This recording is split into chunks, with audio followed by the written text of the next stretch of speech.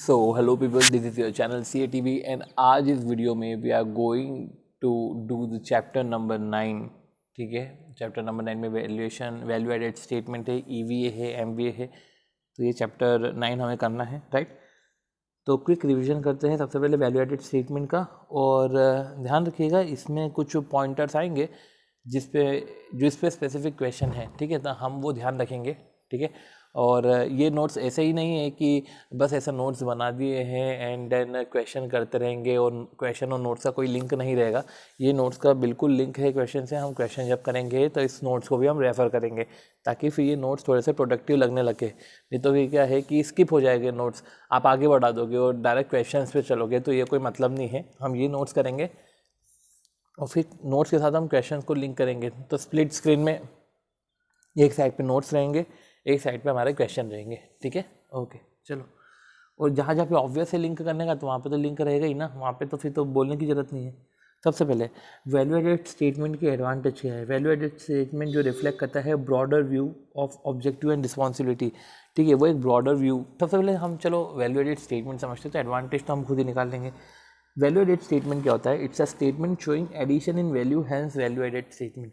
तो value addition है ना, तो एक स्टेटमेंट है जो एडिशन इन वैल्यू शो करता है, तो वैल्यू एडेड स्टेटमेंट है। तो स्टेटमेंट है जो वैल्यू एडिशन कर रहा है। अब वैल्यू एडिशन किस केस में कर रहा है अभी हम वो पढ़ेंगे। 5-6 चीज़ों में वैल्यू एडिशन कर रहा है, ठीक है। तो वैल्यू एडिशन टू होम, किनको वैल्यू एडिशन कर रहा है? तो 5 लोग हैं, ठीक है। तो क्या है? Employ, director, long term service provider, shareholder और गवर्नमेंट फॉर टैक्सेस, ठीक है, फॉर टैक्सेस, ठीक है। तो इसको अंदर से बाहर जाते हुए हम इसको ऐसे समझ सकते हैं कि एम्प्लॉय अंदर, या तो एम्प्लॉय डायरेक्टर अंदर, long term service finance provider, long term finance provider थोड़ा सा बाहर, शेयर होल्डर थोड़ा सा बाहर और गवर्नमेंट। तो employ, director, long term service provider, shareholder और गवर्नमेंट। या तो हम ऐसा कर सकते हैं कि एम्प्लॉय डायरेक्टर को हमने स्टार्ट किया तो लॉन्ग टर्म सर्विस प्रोवाइडर और लॉन्ग टर्म सर्विस प्रोवाइडर का शेयर होल्डर गवर्नमेंट, ठीक है। तो इस तरीके से 5-6 बेटर है, सीक्वेंस में ही है। बाकी हम इसका सीक्वेंस भी देख लेंगे। तो ओके, मैंने जब पॉइंट लिखा हुआ है कि मुझे चेक करना है सीक्वेंस, ठीक है, तो हम सीक्वेंस भी देख लेंगे। गवर्नमेंट फॉर टैक्सेस, तो टैक्सेस में याद रखना है इलेक्ट्रिसिटी बिल नहीं इधर कवर किया गया है भाई, सेस और लोकल टैक्सेस हो, ठीक है। बकायदा ये जो है वैल्यू एडिशन गवर्नमेंट की वैल्यू एडिशन में आ जाएगा। इलेक्ट्रिसिटी बिल तो जो है वो एक्सपेंसेस में मान के उधर ही उसको इनकॉर्पोरेट कर लेंगे, ये अलग से वैल्यू एडिशन में नहीं दिखाएंगे। अभी वैल्यू एडिशन टू होम है और कैसे वैल्यू एडिशन होगा अभी हम इधर जब हम स्टेटमेंट पढ़ेंगे, वो स्टेटमेंट पढ़ के हमको समझ में आ जाएगा, ठीक है। तो employ, director, long term service provider, shareholder और गवर्नमेंट भी टैक्सेस के लिए, टैक्सेस में भी इलेक्ट्रिसिटी बिल कवर नहीं है। ये जो हमारे सेस और लोकल टैक्सेस है, ये सेस और लोकल टैक्सेस हमारे कवर है। तो concept of value added statement, तो कंसेप्ट 1 और कंसेप्ट 2। तो सबसे पहले कंसेप्ट 1 है एंटिटी कॉन्सेप्ट। एंटिटी कॉन्सेप्ट में जो प्रॉफिट कैलकुलेट होता है सिर्फ एंटिटी और शेयर होल्डर के लिए कैलकुलेट होता है। तो ये बहुत ही कन्वेंशनल मेथड है और ये अब मेथड नहीं चलती क्योंकि कन्वेंशनल मेथड है, ठीक है। अब ये इंटरप्राइज कंसेप्ट आ गया, ठीक है। अब ये इंटरप्राइज कंसेप्ट आ गया। तो इंटरप्राइज कंसेप्ट में क्या बोला है कि here profit calculation for the whole enterprise, मतलब स्टेक होल्डर।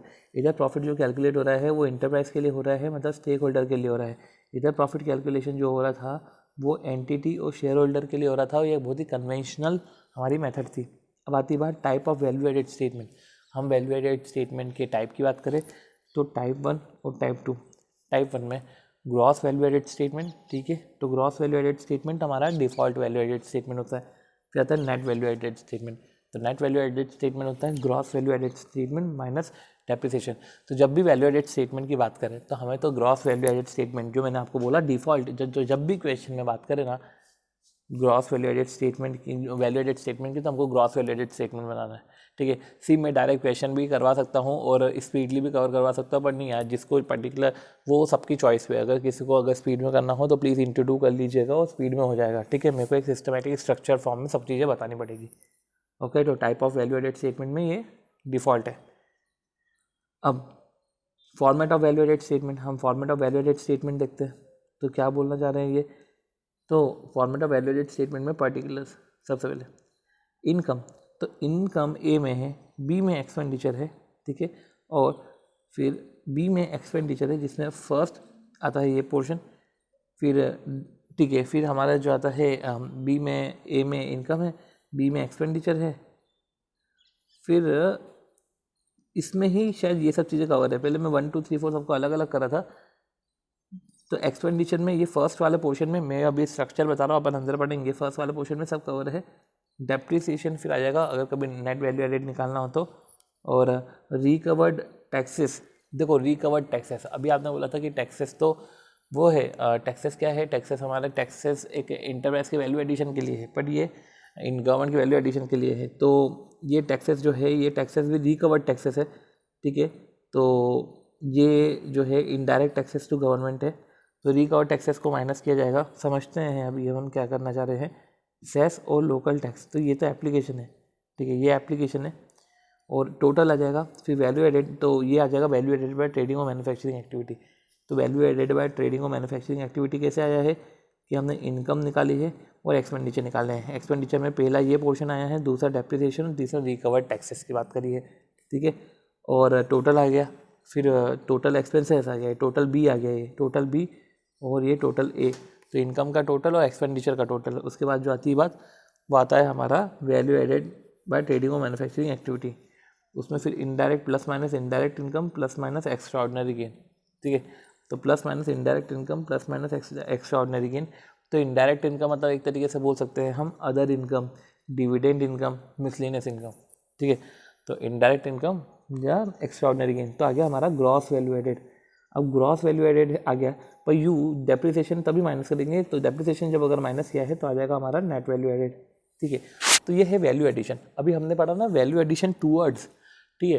तो वैल्यू एडिशन टूवर्ड्स कितना, टूवर्ड्स इसको, तो value addition towards employ director. तो पहले हम वैल्यू एडिशन निकालेंगे, then value addition apply towards, इसको ऐसे समझ सकते हैं। तो वैल्यू एडिशन टू होम मतलब एक तरीके से हम बोल सकते हैं कि जो भी हमने value addition derive from statement करा है वो किन किन को अप्लाई होगा, वो इनको अप्लाई होगा, employ director, long term finance provider, shareholder और गवर्नमेंट। बस एक आखिरी में देखो, अभी 7 मिनट ही हुए हैं, फटाफट ठीक है कवर करते हैं, ठीक है। और अब हम चलो देखिए एप्लीकेशन देखते हैं, क्योंकि अभी हमने बात करी किन किन को अप्लाई होगा। सबसे पहले हमने बात करी अप्लाई होगा एम्प्लॉय को। एम्प्लॉय को क्यों, अब एम्प्लॉय को अप्लाई हुआ क्योंकि वैल्यू एडेड स्टेटमेंट तो इंटरप्राइज कॉन्सेप्ट से बनता है। तो हम सबसे पहले इसका जो भी पैसा, जो भी वैल्यू एडिशन है वो हम एम्प्लॉय को अप्लाई करते हैं, जैसे कि salary, wages, staff welfare expenses, PF, ESI, gratuity. तो ये सब चीज़ें एम्प्लॉय को जाती है। डायरेक्टर को रेम्यूनरेशन जाता है, सीटिंग फीस जाती है, ठीक है। गवर्नमेंट टैक्सेस है, तो गवर्नमेंट टैक्सेस है तो क्या लिखा हुआ है, deferred tax all can also come here, deferred tax भी आ रहा है, ठीक है।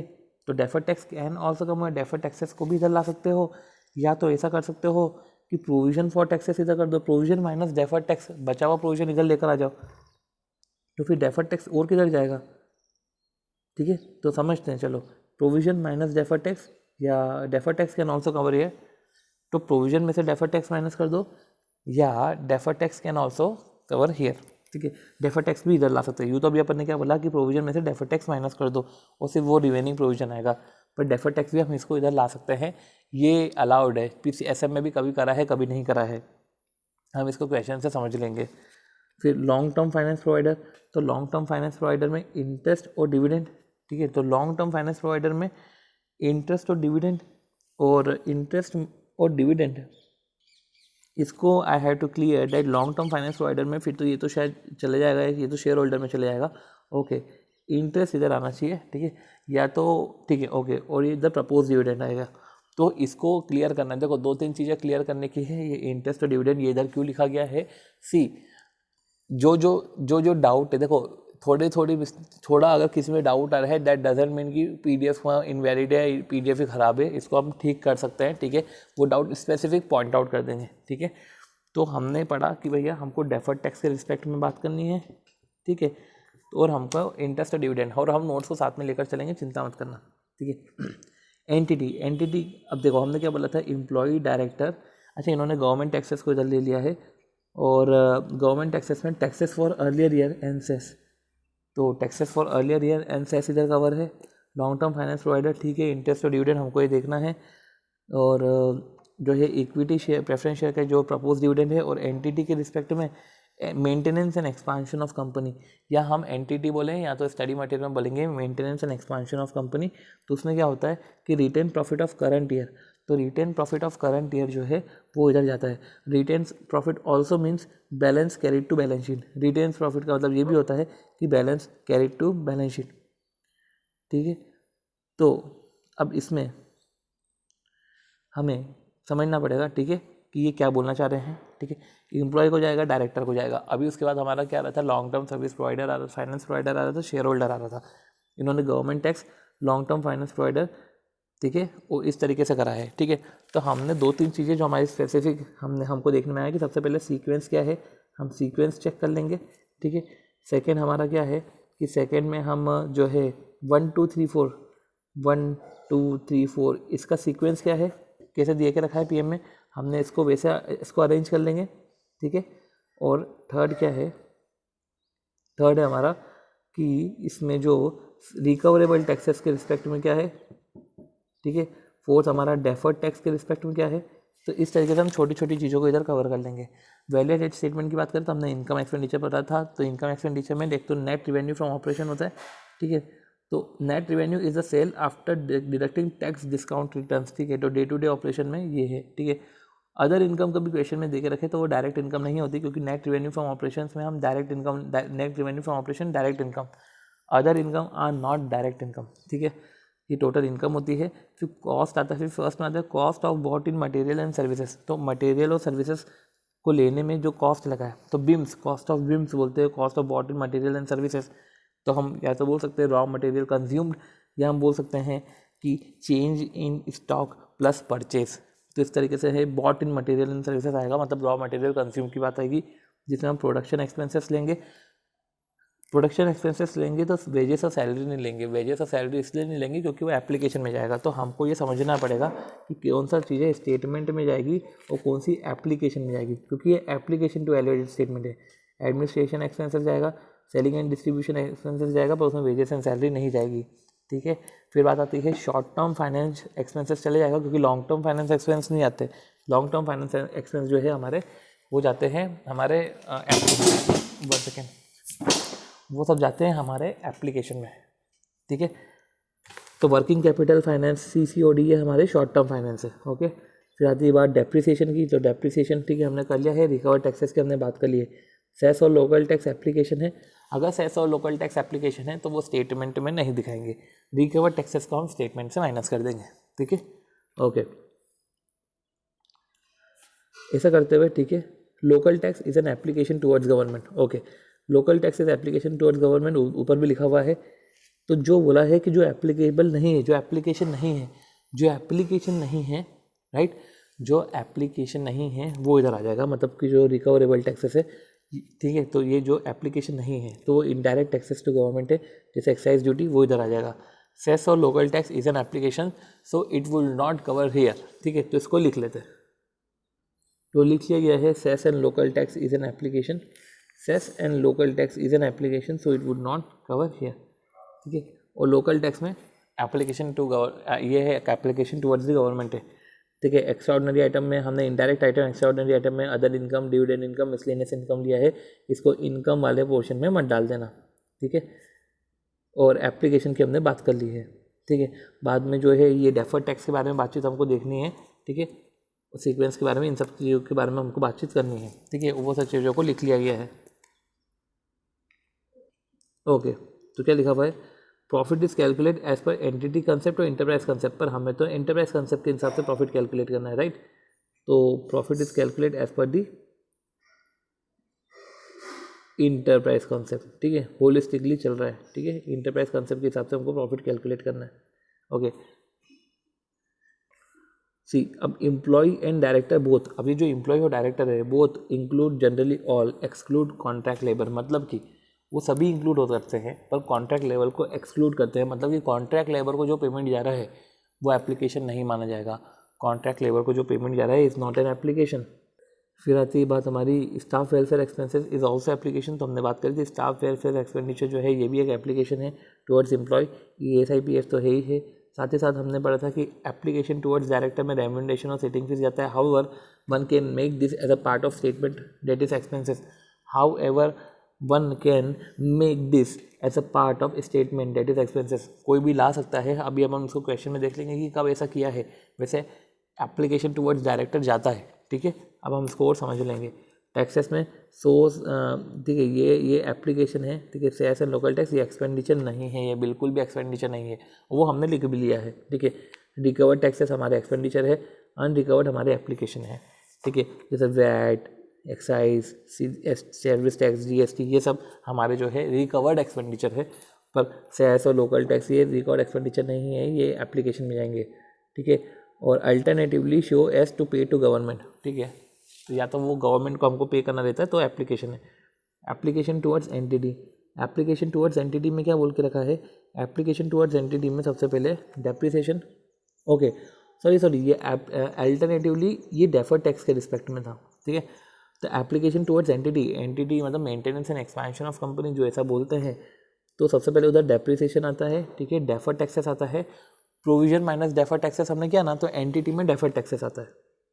तो सी यही है कि अगर आपने प्रोविजन में से आपने अगर डेफर्ड टैक्स माइनस किया है तो फिर डेफर्ड टैक्स जाएगा किधर? वो डेफर्ड टैक्स जाएगा हमारा, ये डेफर्ड टैक्स हमारा इधर जाएगा, ठीक है।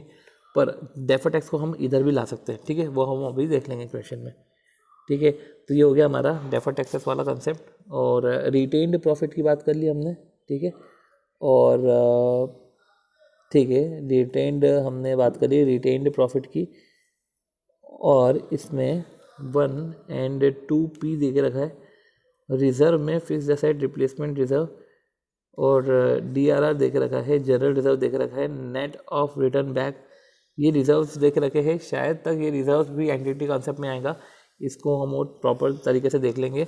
और एप्लीकेशन टुवर्ड्स शेयर होल्डर में हमने प्रपोज डिविडेंड की बात करी है, ठीक है। तो एप्लीकेशन टुवर्ड्स शेयर होल्डर में हमने प्रपोज डिविडेंड की बात करी है। प्रोविजन में से हमने डेफर्ड टैक्स माइनस किया है, प्रोविजन इधर चले जाएगा, प्रोविजन फॉर टैक्स इधर चले जाएगा, डेफर्ड टैक्स हमारा एंटिटी में चले जाएगा, और डेफर्ड टैक्स इधर भी आ सकता है। प्रपोज डिविडेंड इधर आ जाएगा, भले ही डिविडेंड पे नहीं करा है, प्रपोज करा है। और एप्लीकेशन टुवर्ड्स गवर्नमेंट में जो है वो CDT की बातें हो जाएगी, टैक्सेस की बात हो जाएगी, और अनरिकवर्ड टैक्सेस की बात हो जाएगी, सेस और लोकल टैक्स, साथ ही साथ जो है कॉर्पोरेट डिविडेंड टैक्सेस की बात हो जाएगी। फिर जो है ठीक है, हमने ये सब बातें कर ली है। फिर आती है बात रिकन्सिलेशन स्टेटमेंट की। अब देखो 3 चीज़ें होती है, एक तो आपने वैल्यू एडेड स्टेटमेंट बनाया, आपने वैल्यू एडेड निकाला। वैल्यू एडेड का आप कर रहे हो एप्लीकेशन, और एप्लीकेशन के बाद आप जो कर रहे हो वो आप कर रहे हो रिको स्टेटमेंट बनाते हो, ठीक है। तो रिको स्टेटमेंट बनाते हो, ठीक है। तो रिको स्टेटमेंट में क्या होता है, हम GVA हमारा जो रहता है, ग्रॉस वैल्यू एडेड से हम PBT पे गए, ग्रॉस वैल्यू एडेड से हम PBT में जा रहे हैं, ठीक है। ग्रॉस वैल्यू एडेड से हमने PBT में गए, फिर देन PBT से वापस ग्रॉस वैल्यू एडेड में है, ठीक है। तो क्या होता है, ठीक है, तो उसमें क्या बोल के रखा है, ये PM में रिवर्स है, वहाँ पे PBT से ग्रॉस वैल्यू एडेड में गए, ठीक है। तो समझना पड़ेगा ना, क्योंकि ग्रॉस वैल्यू एडेड में जो आप चीज़ें माइनस नहीं करते हो वो PBT में करते हो, तो PBT जनरली आपका कम ही आएगा, ठीक है। क्योंकि ग्रॉस वैल्यू एडेड थोड़ा सा होलिस्टिकली चलता है, ठीक है। तो अगर ग्रॉस वैल्यू एडेड में आपने जो है ठीक है, ओके, ग्रॉस वैल्यू एडेड जब हम करेंगे तो उसमें हम जो है एम्प्लॉयर, डायरेक्टर, डेप्रिसिएशन, ये सब हमारा एप्लीकेशन होता है ना। एम्प्लॉयर को पेमेंट करना है, डायरेक्टर को पेमेंट करना है, डेप्रिसिएशन भी हमारा एप्लीकेशन होता है, अनलेस एंड अनटिल हमको नेट वैल्यू एडेड कैलकुलेट करना हो तो। और एक्सपेंसेस टू फाइनेंस प्रोवाइडर, ये भी हमारा एप्लीकेशन है, वो लॉन्ग टर्म फाइनेंस प्रोवाइडर। और सेस भी हमारा एप्लीकेशन होता है, वो गवर्नमेंट को जाता है। तो ये सब चीज़ें जो है ये PBT में कट जाता है ना। जब PBT कैलकुलेट करेंगे तो ये सब माइनस होगा, रादर देन एप्लीकेशन में शो होने के PBT जब कैलकुलेट करेंगे तो ये सब हमारा माइनस होगा, ठीक है।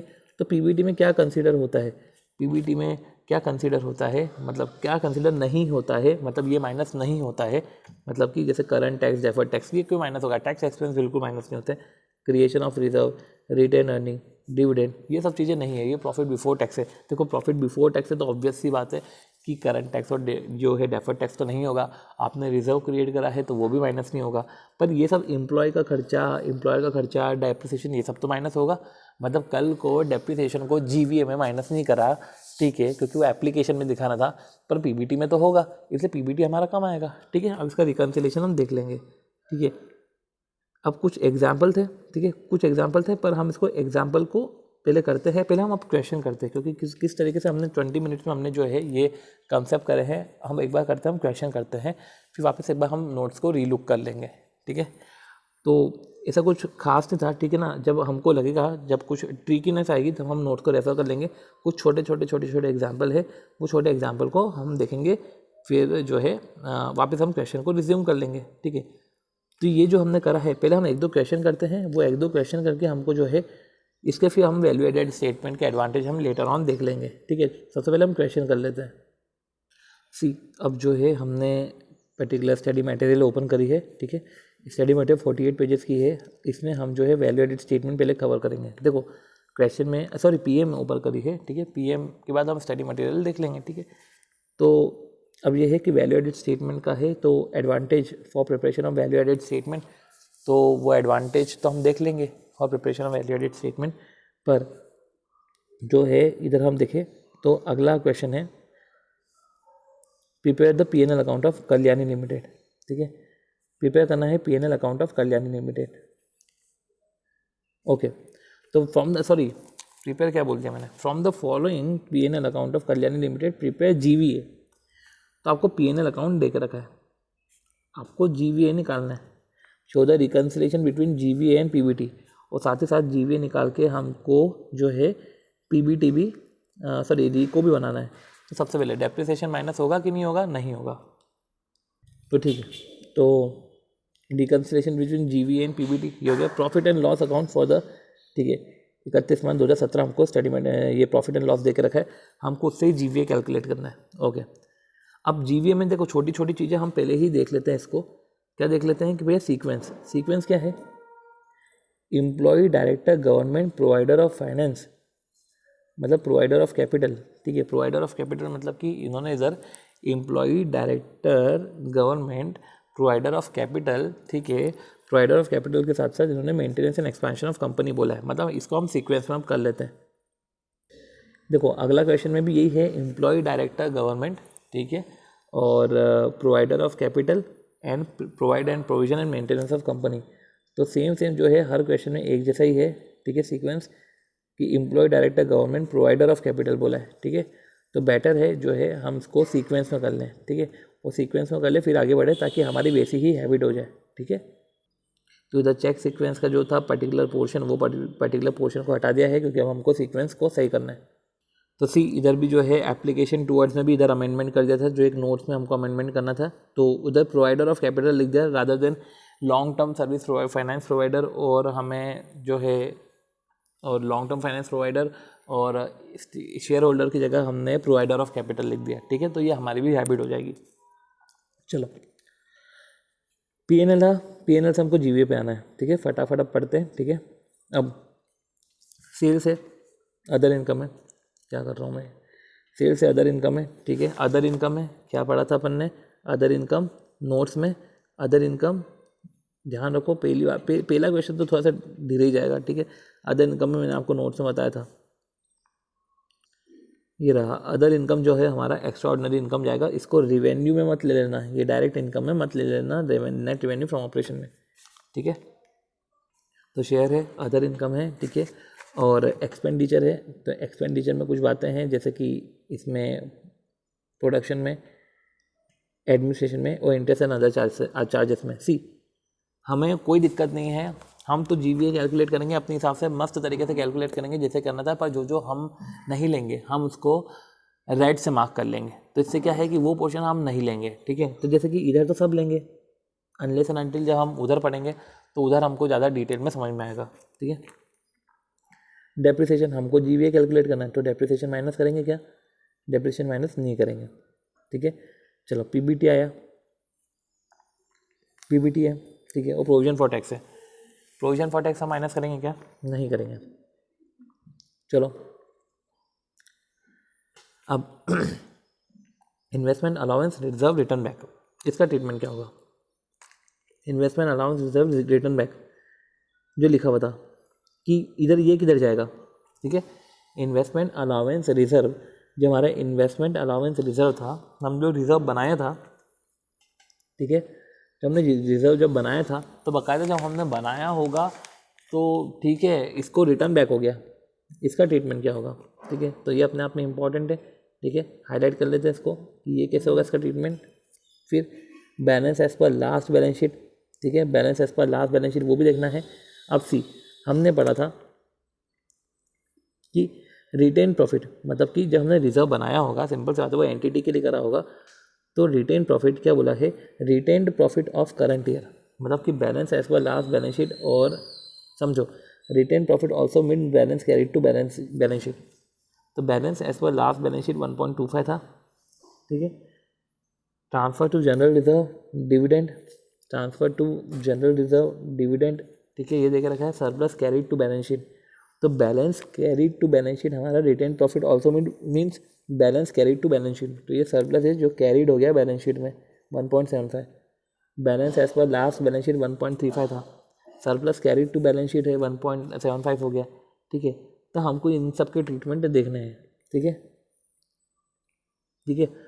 तो समझो, अब ट्रांसफर टू जनरल रिजर्व, और ये तो हमको पता है कि ये सब एप्लीकेशन में जाएगा कि जो जनरल रिजर्व है वो तो एंटिटी में चले जाएगा, ठीक है। Entity maintenance and expansion of company. जो डिविडेंड है वो डिविडेंड हमारा प्रोवाइडर ऑफ कैपिटल में चले जाएगा, ठीक है।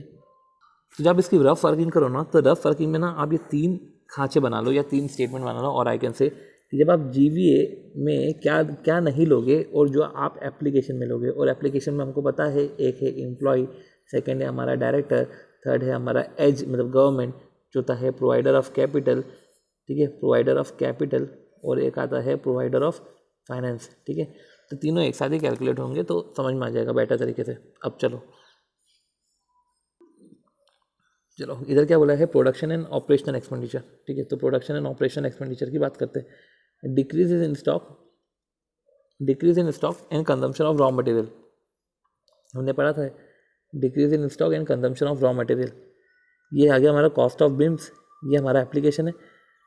Decrease in stock plus purchase, ठीक है, कंजम्पशन ऑफ रॉ मटेरियल, ठीक है। अब decrease in stock plus consumption of raw material, ठीक है, कंजम्पशन ऑफ स्टोर्स, तो ये सब इधर आ जाएगा।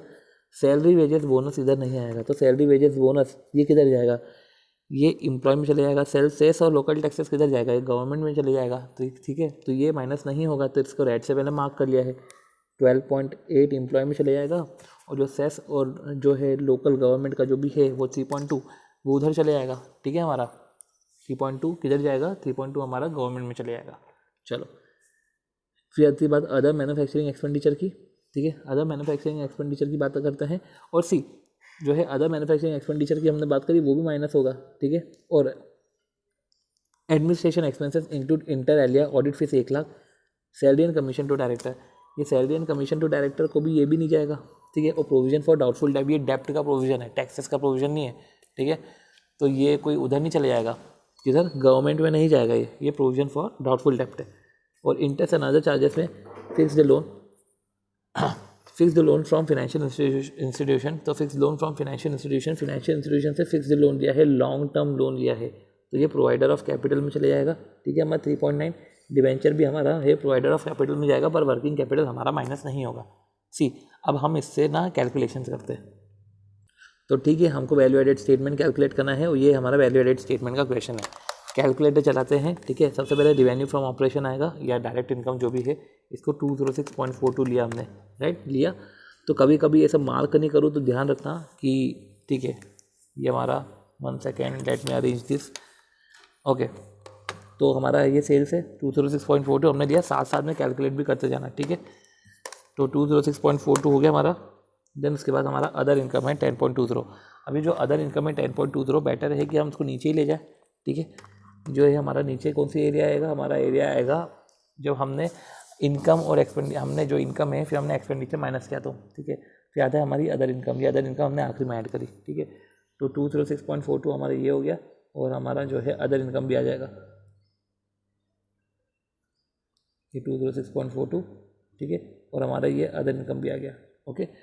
तो 206.42 को हमने प्लेस कर दिया, अदर इनकम को भी प्लेस कर दिया। रही बात आती है एक्सपेंडिचर की, तो प्रोडक्शन ऑपरेटिंग एक्सपेंडिचर 166.57 है।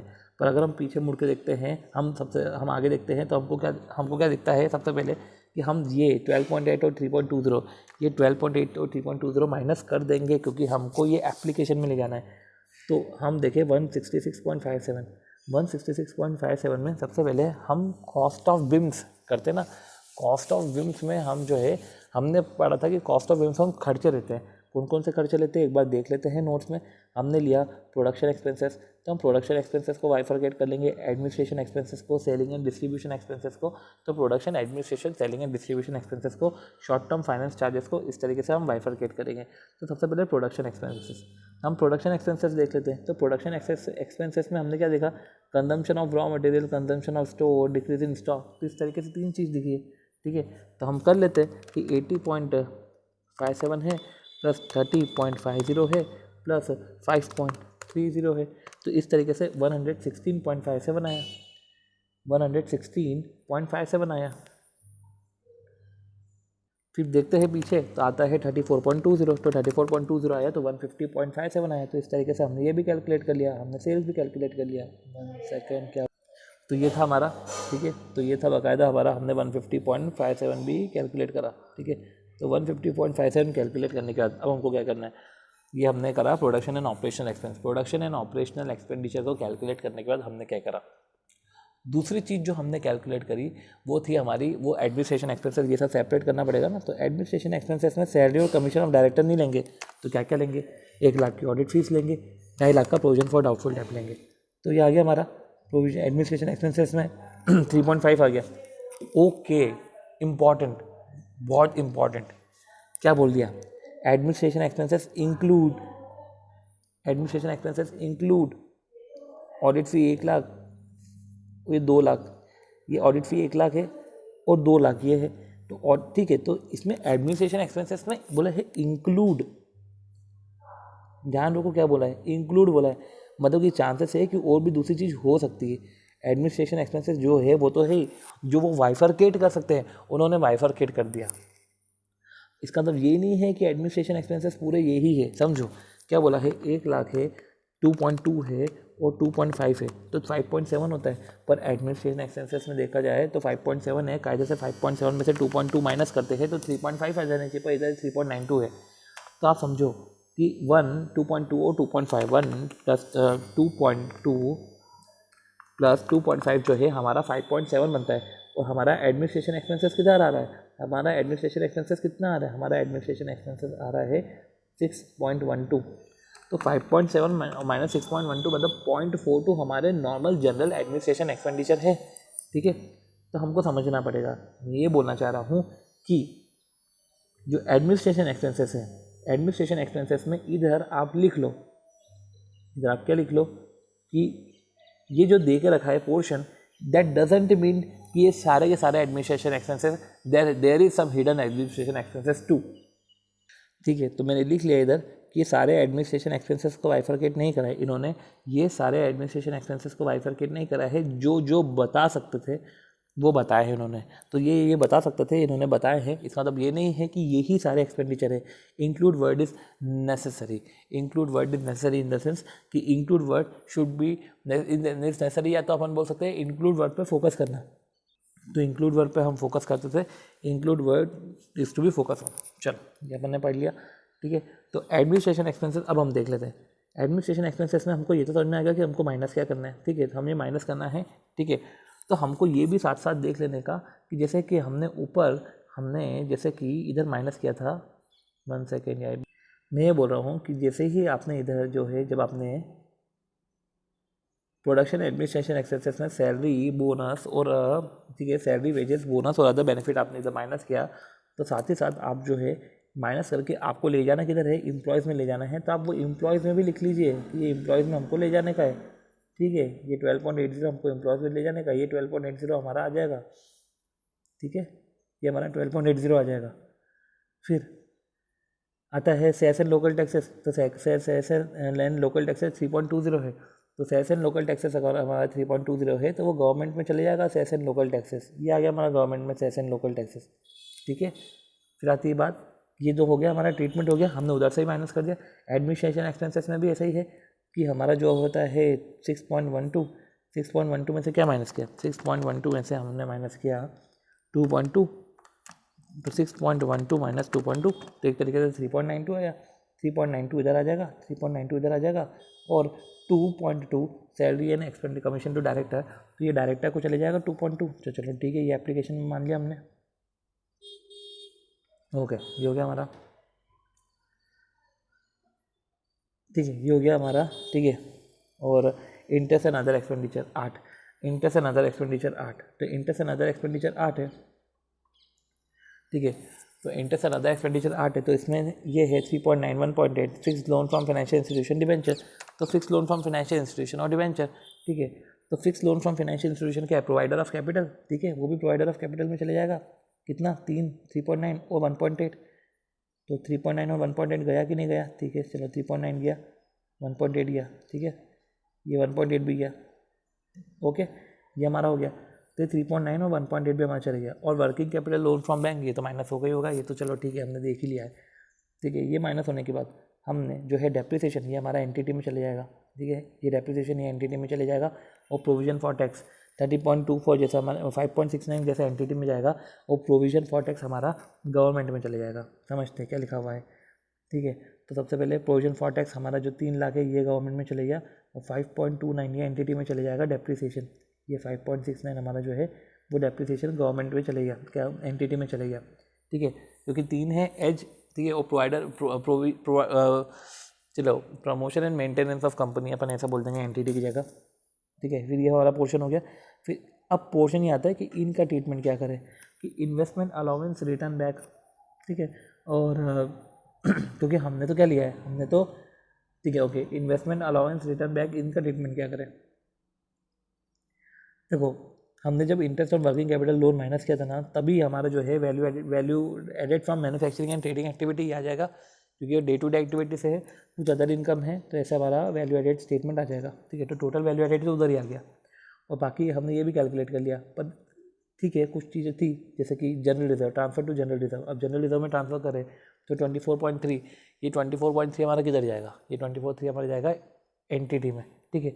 अब ट्रांसफ़र टू जनरल रिजर्व है, हमको ये समझना पड़ेगा कि इतना हमने ट्रांसफ़र किया, ठीक है, ट्रांसफ़र टू जनरल रिजर्व, और ट्रांसफ़र टू डिविडेंड, और ठीक है, तो 24.3 जाएगा, पर balance as per last balance sheet तो 1.45 है, 1.35 है ना, और surplus carried to balance sheet 1.75 है। तो समझते हैं, चलो क्या लिखा हुआ है इसमें, क्या बोला गया है इसमें।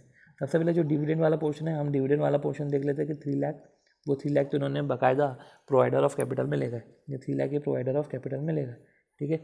अब 3 लाख जब ये प्रोवाइडर ऑफ कैपिटल में ले गए, बचता क्या है, इन्वेस्टमेंट अलाउंस का ये, ठीक है, जनरल रिजर्व बचता है, surplus carried to balance sheet बचता है, ठीक है। और प्रोविजन ऑफ टैक्सेस भी हमने जो है गवर्नमेंट में हम ले गए थे, ठीक। तो जनरल रिजर्व वाला कंसेप्ट हम समझते हैं, क्या लिखा हुआ है, maintenance and expansion of company, provide for maintenance and expansion of company, promotion and maintenance नहीं, provide for maintenance and expansion of company. तो इसमें उन्होंने डेप्रिसिएशन तो ले गए। जनरल रिजर्व में 24.30 माइनस 0.46, ओके। तो जनरल रिजर्व में 24.30 मतलब कि जो हम ट्रांसफ़र कर रहे थे जनरल रिजर्व में, और investment allowance reserve right back, तो जो हमने रिजर्व बनाया था वो रिजर्व कम हो गया, तो हम बोल सकते हैं reserve minus right back reserve, ठीक है, creation of reserve minus return back of reserve, तो ठीक है, 24.30 माइनस 0.46, ठीक है। इधर क्या है कि नोट्स में अमेंड कर दिया, ठीक है, कि जो जनरल रिजर्व है, जनरल रिजर्व में से reduce by reserve return of, ठीक है, वो माइनस हो जाएगा, रिटर्न बैक, तो रिजर्व जो है रिटर्न ऑफ और रिटर्न बैक जो है वो माइनस हो जाएगा, ठीक है, ये हमने माइनस किया, ठीक है।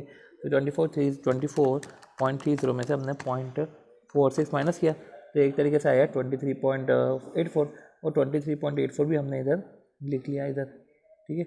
अब आती बात रिटेन्ड प्रॉफिट की, रिटेन्ड प्रॉफिट भी आता है, रिटेन्ड प्रॉफिट करंट ईयर का आता है, ठीक है।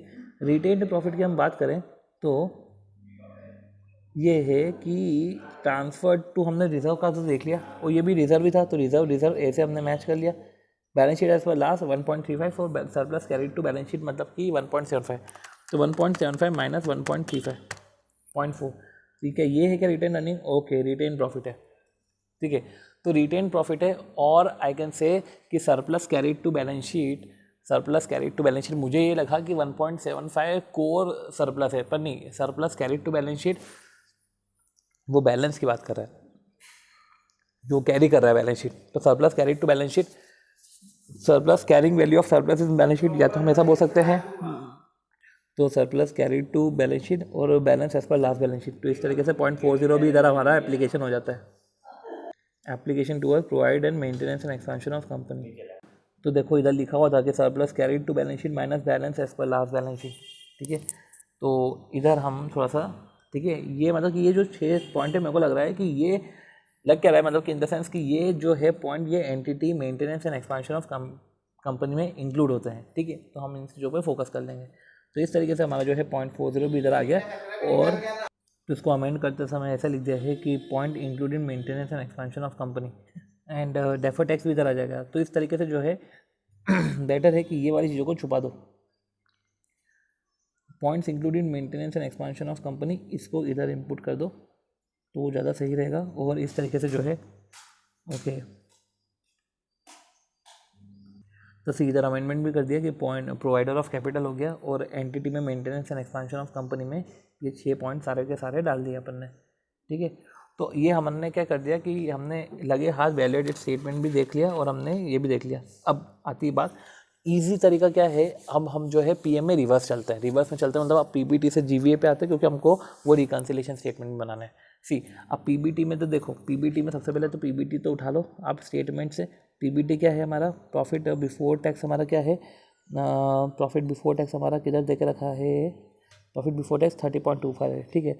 अब ध्यान रखना, ये बात ध्यान रखना कि प्रॉफिट बिफोर टैक्स हमारा कम आएगा और वो ज़्यादा आएगा, ठीक है। तो प्रॉफिट बिफोर टैक्स हमारा कम आएगा और जीवीए ज़्यादा आएगा, तो हमको पीबीटी से जीवीए में जाना है। मतलब कि ये बोलना चाह रहे हैं प्रॉफिट बिफोर टैक्स मतलब कम आ रहा है, मतलब हमने प्रॉफिट बिफोर टैक्स में वो चीज़ें माइनस करी है जो जीवीए में माइनस नहीं होती है, ठीक है। और जीवीए में माइनस नहीं होती है मतलब जीवीए में एप्लीकेशन में दिखाते हैं। तो अब हमको क्या करना है, सिर्फ एप्लीकेशन वाला पोर्शन देखना है, और एप्लीकेशन वाला पोर्शन हमको पीबीटी में ऐड करना है, ठीक है। हम पीबीटी और ऐसा बोलते हुए ऐड करेंगे कि ये पीबीटी में माइनस होता है, जीवीए में माइनस नहीं होता है, इसलिए ऐड करेंगे, ठीक है। या तो हम ऐसा बोल देते हैं कि ये पोर्शन जीवीए में माइनस, ठीक है। तो ये हमने पढ़ लिया, ठीक है। तो अब हम करते करते क्वेश्चन करते करते समझते हैं, ठीक है। तो सबसे पहले पीबीटी में क्या क्या माइनस हुआ, पीबीटी में क्या क्या माइनस हुआ, तो ये डेप्रिसिएशन, देखो ये पीबीटी में डेप्रिसिएशन माइनस हुआ। तो देखो ये पोर्शन है, थोड़ा सा दिमाग लगाने का कि डेप्रिसिएशन है, ये डेप्रिसिएशन ऐड बैक करो। हम चलो इधर जो जो दिख रहा हमको वही करा, हमने डेप्रिसिएशन ही ऐड बैक कर लिया 5.69, ये डेप्रिसिएशन हो गया, ठीक है। पीबीटी में जो माइनस हुआ, जो जीवीए में माइनस नहीं होता, पीबीटी में जैसे माइनस हुआ जो जीवीए में माइनस नहीं होता, interest on debenture, interest on fix loan, ये 1.8 तो 3.9 ऐड कर लिया, ठीक है। ये 1.8 वही 3.9 हमने ऐड कर लिया, ठीक है। फिर बात आती है कि सेसो लोकल टैक्सेस, ठीक है। प्रॉफिट बिफोर टैक्स है तो इनकम टैक्स की तो बात नहीं आएगी, सेसो लोकल टैक्स 3.2 आ जाना चाहिए। देखो सेसो लोकल टैक्स आया 3.2, ठीक है। इनकम टैक्स नहीं आएगा। फिर आती है बात सैलरी एंड कमीशन, जो पीबीटी में तो माइनस हो गया, जीवीए में माइनस नहीं होता, सैलरी एंड कमीशन और सैलरी वेजेस, ठीक है। ये दो चीज़ें हैं, तो सैलरी एंड वेजेस और सैलरी एंड कमीशन मतलब कि डायरेक्टर रेम्यूनरेशन 2.2, ये 2.2 डायरेक्टर रेम्यूनरेशन है, तो ठीक है। तो ये पीबीटी में माइनस होता है, जीवीए में माइनस नहीं होता, ठीक है। पीबीटी में माइनस होता है इसलिए ऐड बैक करो। तो पीबीटी में माइनस होता है, जीवीए में माइनस नहीं होता है, इसलिए पीबीटी कम है, इसको ऐड बैक करें। तो पीबीटी में माइनस होता है उसको, इसलिए उसको ऐड बैक करो। तो इस तरीके से हमने कैलकुलेट किया, और हमको सिर्फ एप्लीकेशन फॉर एंटिटी में जाना है, सिंपल सी बात है। और वो भी हमने क्यों एप्लीकेशन फॉर एंटिटी में जाना है, क्योंकि पीबीटी में वो चीज़ें माइनस हो गई जो जीवीए में माइनस नहीं होती है, इसलिए ऐड बैक करना पड़ेगा। सो इस तरीके से जब हम कैलकुलेशन करेंगे तो हमारा कैलकुलेशन में ये फिगर आ जाएगा, राइट। अब आता है from the following PNL of Brightex company prepare GVA statement for the year ended 31/12/16 और शो द रिकन्सिलेशन स्टेटमेंट। तो हमको वही है कि जीवीए कैलकुलेट करना है और रिकन्सिलेशन स्टेटमेंट बनाना है। हम यही करेंगे कि कौन सा हमारा जो है स्टेटमेंट में जाएगा, कौन सा हमारा एप्लीकेशन में जाएगा। एप्लीकेशन में जाएगा तो 4 है, ठीक है,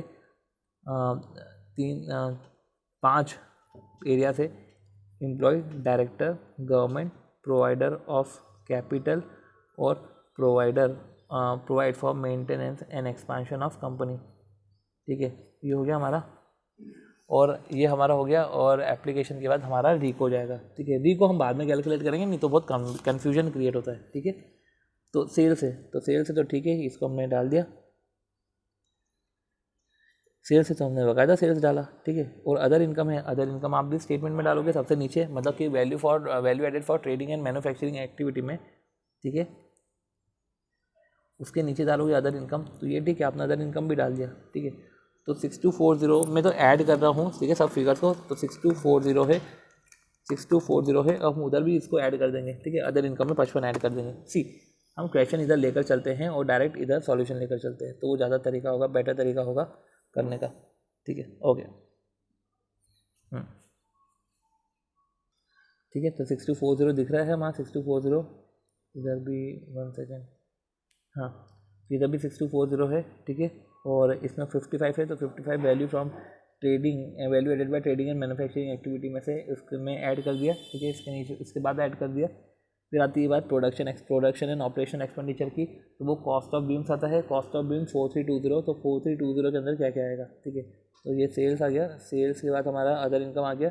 अब प्रोडक्शन एंड ऑपरेशन एक्सपेंडिचर में हमने क्या किया, प्रोडक्शन एंड ऑपरेशन एक्सपेंडिचर में raw material consumption of store और अदर मैन्युफैक्चरिंग एक्सपेंसेस, तो ठीक है, तो रॉ मटेरियल कंजम्पशन 3210 और जो है कंजम्पशन ऑफ स्टोर्स 40 को तो हमने 3250 हो गया।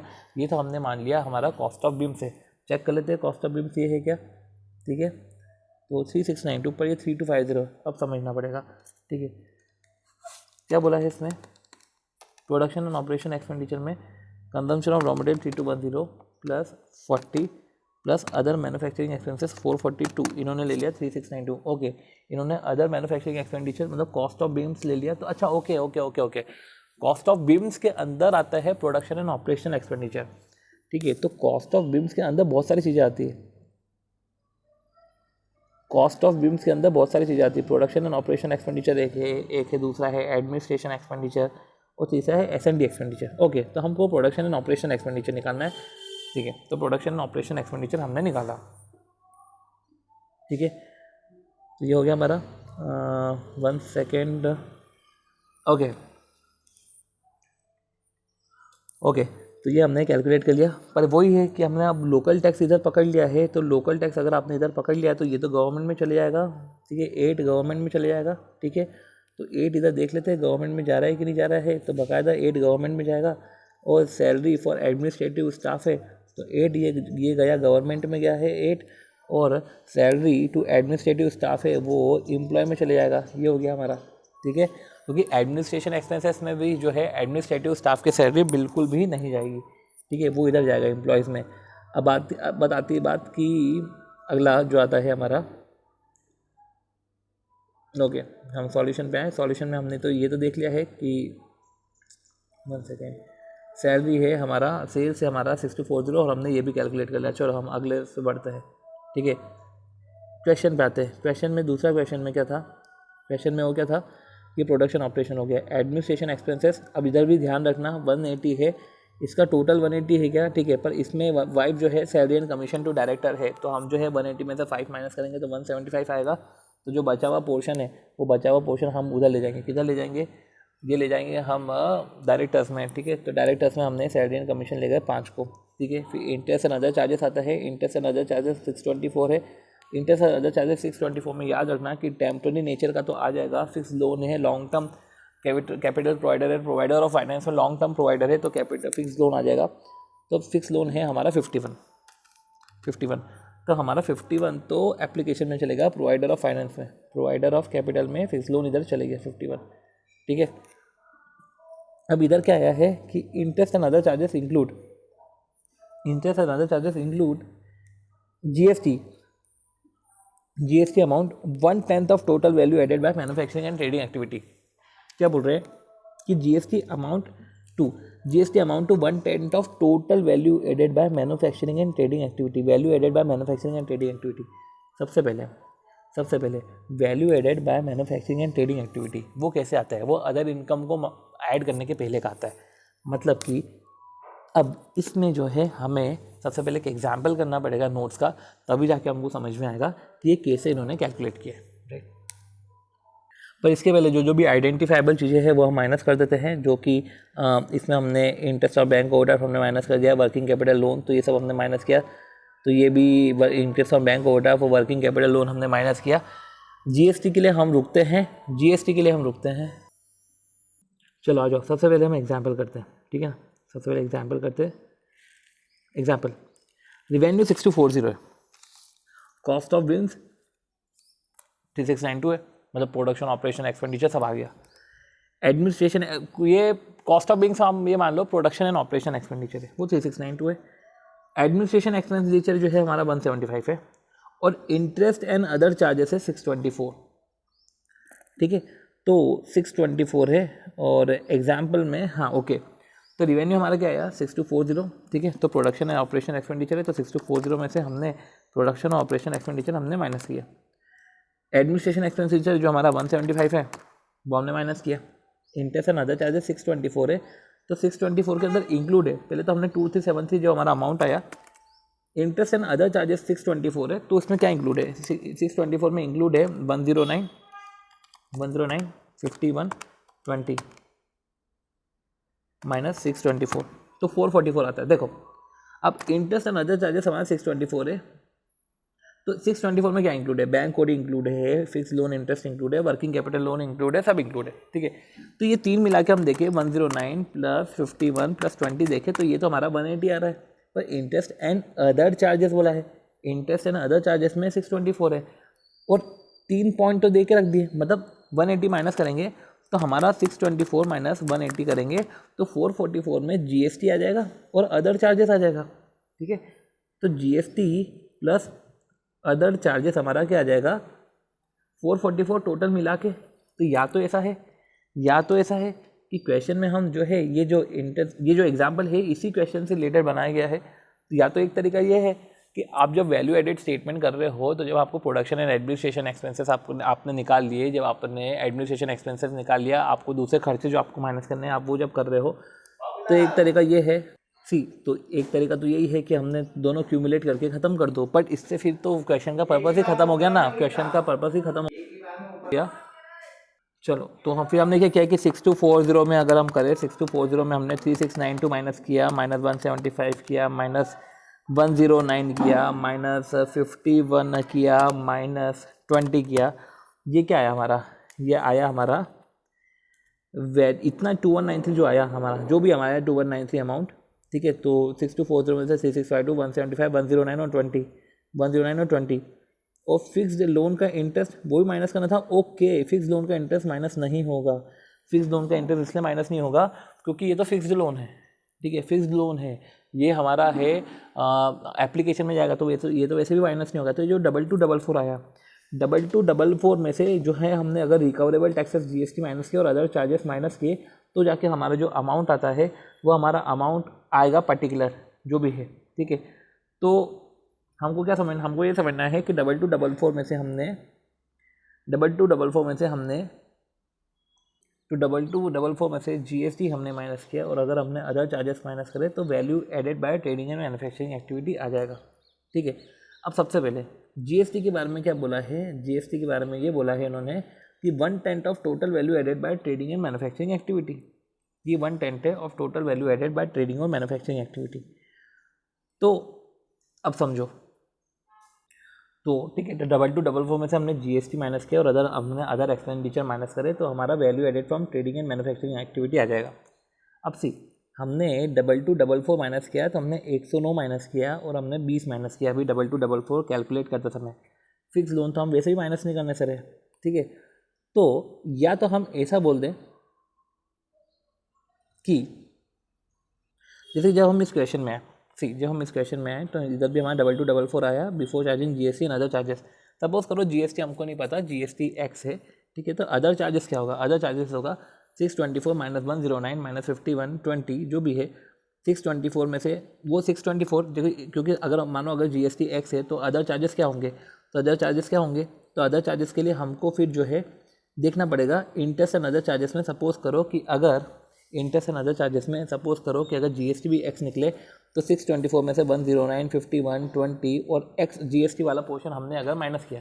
ठीक है, तो हमने अगर ये वाला पोर्शन माइनस किया तो उसके बाद जो बचा हुआ पोर्शन रहेगा 444 माइनस एक्स, वो हमारा अदर चार्जेस रहेगा।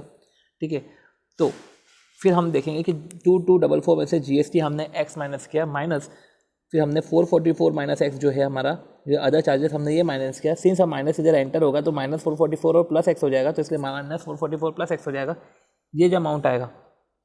ठीक है, तो एक तरीके से ये हम क्या कैलकुलेट करें, हमारा वैल्यू एडेड एक्टिविटीज आ जाएगा। ठीक है, क्योंकि हमने ये माइनस किया, इसमें से अगर हमने जीएसटी माइनस किया और ये माइनस किया, इसका 1/10 निकाल रहे हैं, तो यही तो हमारा जीएसटी है। वो ऐसे करते हुए हमारा एक्स आ जाएगा 180, ठीक है, और एक्स हमारा 180 आ गया, तो अदर चार्जेस हमारा 264 आ गया।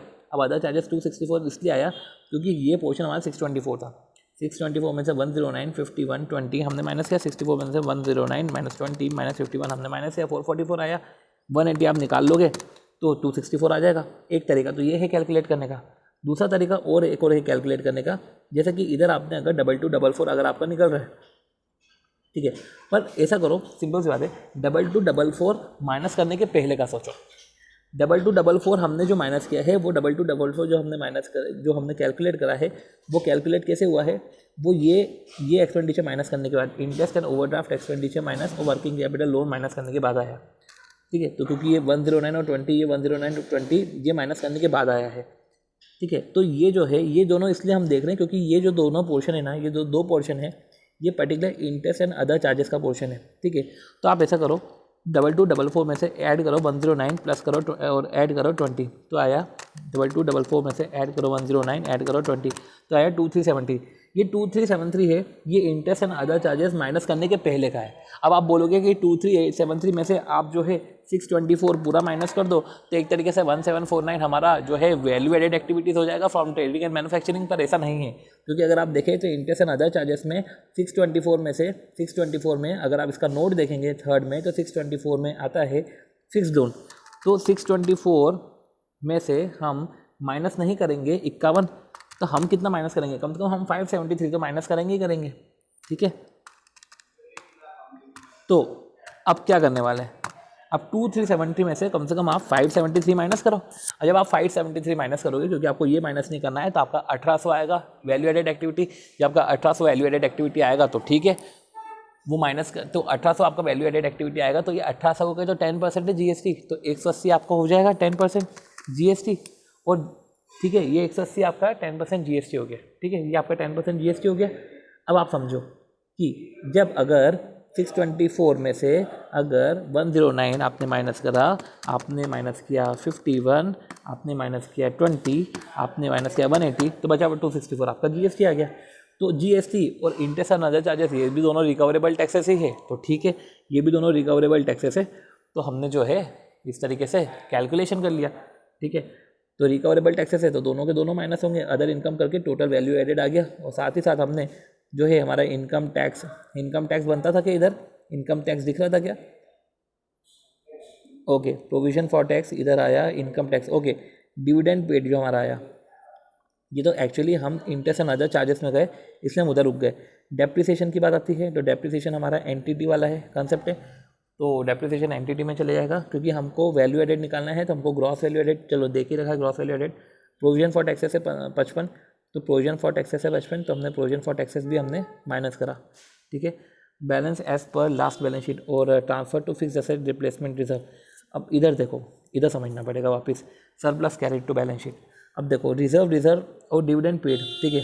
तो अब अपन देखते हैं इनकम टैक्स, हम जो डेप्रिसिएशन है ये हमारा एप्लीकेशन है, प्रोविजन फॉर टैक्स हमारा गवर्नमेंट को एप्लीकेशन है। पहले हम ये देख लेते हैं कि इन्होंने ये सब चीज़ें करी है कि नहीं करी है। तो देखो कि इन्होंने इनकम टैक्स को भी अप्लाई करा है और इन्होंने डेप्रिसिएशन को भी अप्लाई करा है। रही बात आती है कि आखिरी जो पोर्शन है जो प्रोविजन फॉर टैक्स ये हो गया, फिर आती है balance as per last balance sheet 60 था और surplus carried to balance sheet 600 है। तो क्या 540 हमारा रिजर्व है क्या, पिछली बार भी तो ऐसे ही होता, 540 हमारा रिजर्व है क्या, तो वो एंटिटी में चले जाएगा, देख लेते हैं। 540 हमारा रिटेन प्रॉफिट है, राइट, तो 540 हमारा रिटेन प्रॉफिट है और यही हमने जो कैलकुलेट करा था, तो हमने लिखा था ये, अगर हम देखें हमारे नोट्स में भी, तो ये आया हमारा retain profit, surplus carried to balance sheet minus balance as well last balance sheet, ये हमारा रिटेन प्रॉफिट है, ठीक है। अब डिविडेंड पेड है, तो डिविडेंड पेड की भी एंट्री कर दो, ये भी हमारा जो है प्रोवाइडर ऑफ कैपिटल में चले जाएगा, 160 प्रोवाइडर ऑफ कैपिटल में चले जाएगा, ठीक है। और इधर जो है फिक्स्ड असेटमेंट का रिप्लेसमेंट रिजर्व इधर क्रिएट हो रहा है, इधर राइट ऑफ नहीं हो रहा है, ये transfer to fixed asset replacement reserve है, तो ये भी क्रिएट हो रहा है, कोई ट्रांसफर नहीं हो रहा है। तो 400 है, ये 400 भी हमारा रिजर्व है, ठीक है। इधर राइट ऑफ नहीं हो रहा है, लिख लेते इधर राइट ऑफ नहीं हो रहा है, ठीक है। तो अब अगर हम बात करें तो अप्लाई टुवर्ड्स ये एंटी, ये अप्लाई टुवर्ड्स गवर्नमेंट की जगह ये एंटिटी में जाना था, अप्लाइड टुवर्ड्स शेयर होल्डर। पता नहीं इन्होंने इसमें क्यों इधर लिखा, ये एप्लीकेशन टुवर्ड्स एंटिटी होना था। अच्छा, कॉमा करके इन्होंने रिजर्व लिखा, और कॉमा करके इधर रिजर्व लिखा था। ये अप्लाई टुवर्ड्स एंटिटी होना चाहिए जो अपन ने बात करी थी।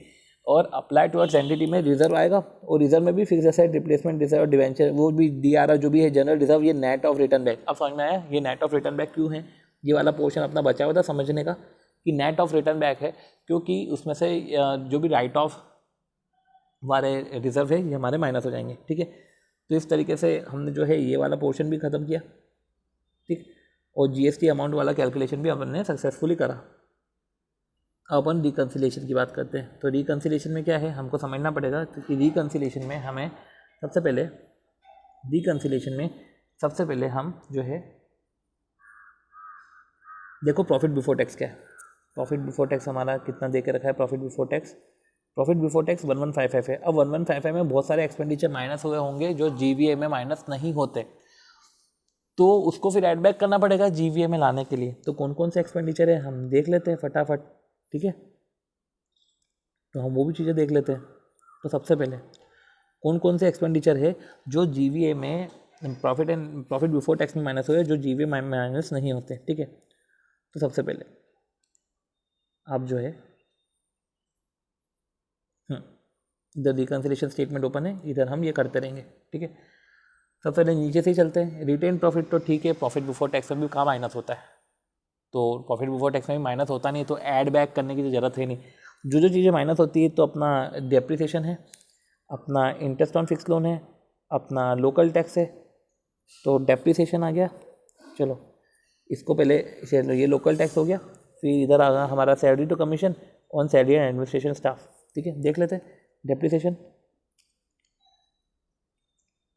तो डेप्रिसिएशन आ गया, सैलरी टू एडमिनिस्ट्रेटिव स्टाफ आ गया, डायरेक्टर रेम्यूनरेशन अपना वही salary and commission, interest on fix loan, local tax आ गया। तो ऐसे में हमारा टोटल वैल्यू एडेड आ गया 1855, और यही आप जो है इससे भी निकाल सकते हो 1855। और इम्पॉर्टेंट ये भी है जो हम भूल जाते हैं, परसेंटेज देखना। यह हैंग हो गया, शिट। नोट करना कि ये जो है हमने परसेंटेज हम भूल जाते हैं, ये ध्यान रखना। ठीक है, इधर आप बिल्कुल फोकस करना। ठीक है, ये आपको बिल्कुल ध्यान देना, ये आता है। ठीक है ना, ये आपको परसेंटेज कैलकुलेट करने पड़ते हैं। अब परसेंटेज क्या होते हैं, परसेंटेज किस तरीके से कैलकुलेट करते हैं, तो 1 सेकेंड। ये जो आपने जो है एप्लीकेशन कर रहे हो, तो ये एप्लीकेशन की जो हमने बात करी, ठीक है ना, तो ये एप्लीकेशन की जो हमने बात करी है तो बाकायदा परसेंटेज है। ठीक है, तो एप्लीकेशन की हम जो बात कर रहे हैं वो परसेंटेज में है, एप्लीकेशन की जो बात कर रहे हैं वो परसेंटेज में है। तो वही बात आती है कि हमारा टोटल वैल्यू एडेड जो है 185 है। जैसे कि हमने एम्प्लॉय को पे करा तो 620 डिवाइड बाय 185 है, तो इस तरीके से हमारा 33.42% आया। ऐसे हमको हर एक का परसेंटेज भी कैलकुलेट करना पड़ेगा। ठीक है, सो इस तरीके से जो है हमारा ओवर हुआ है क्वेश्चन। ठीक है, अब हम अगले क्वेश्चन पे आते हैं। अगला क्वेश्चन कौन सा है, ये भी इजी क्वेश्चन होगा। देखते हैं अगला क्वेश्चन कि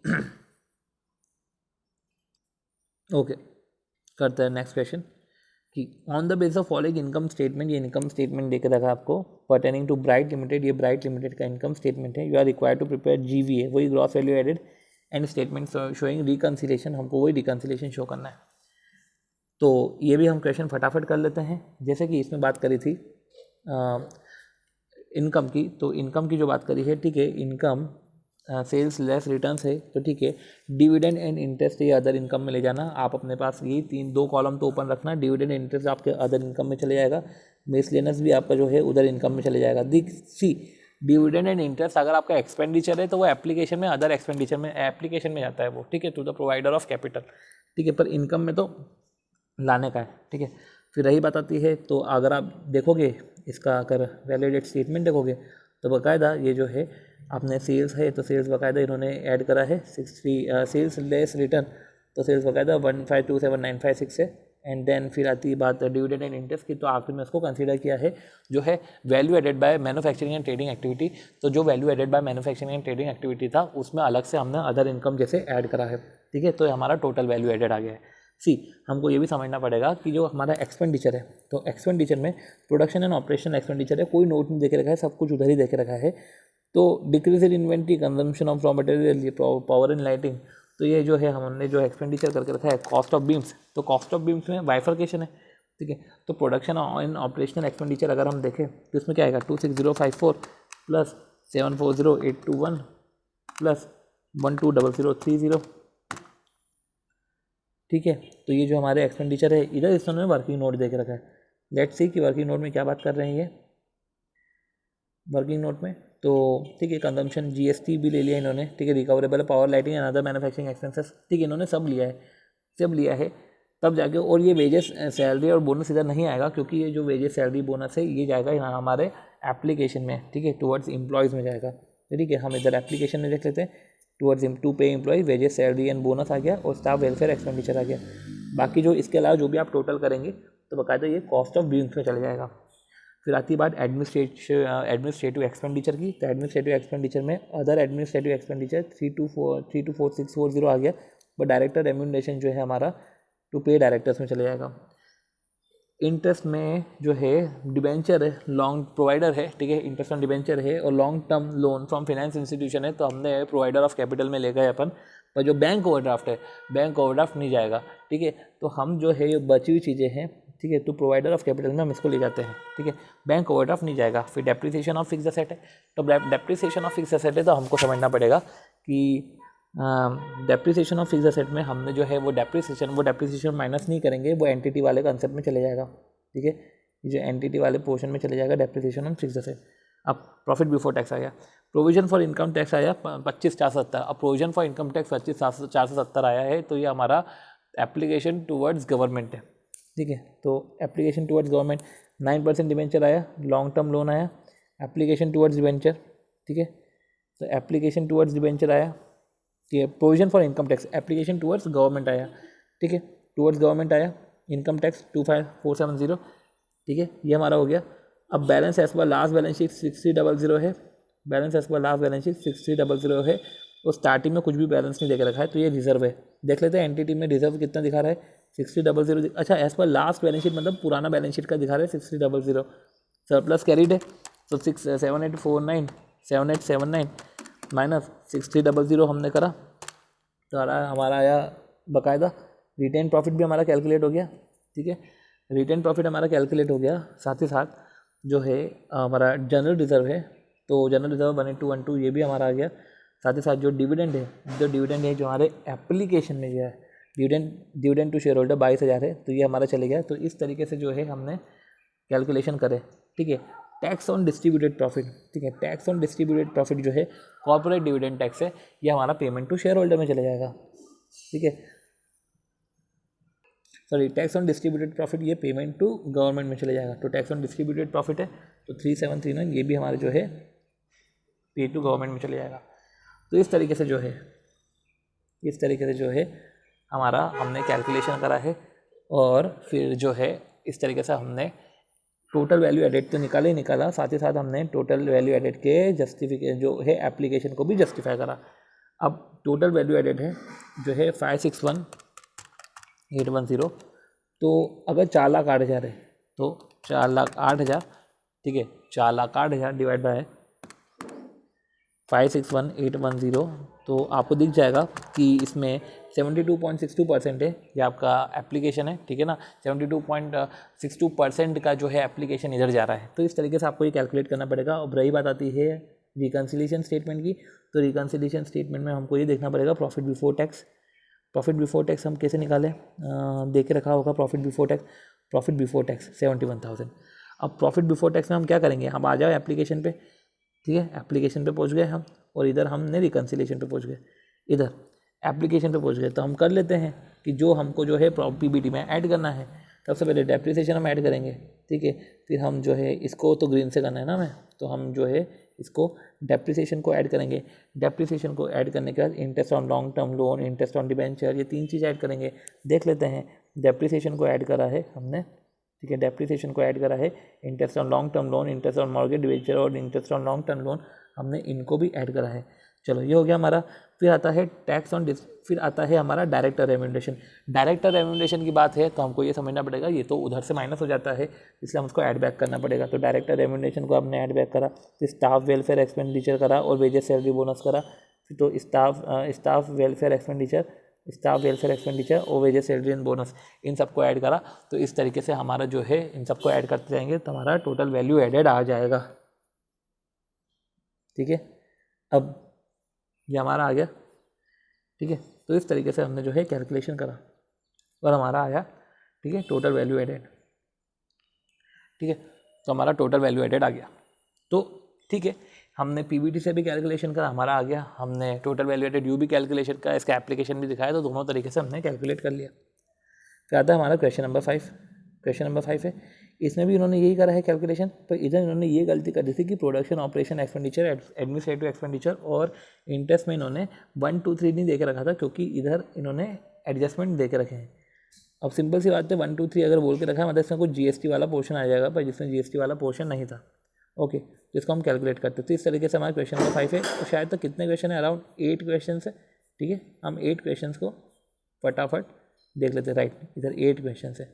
ठीक है, हम 8 क्वेश्चन कर लेंगे, हमें कोई इशू नहीं है। ठीक है, राइट,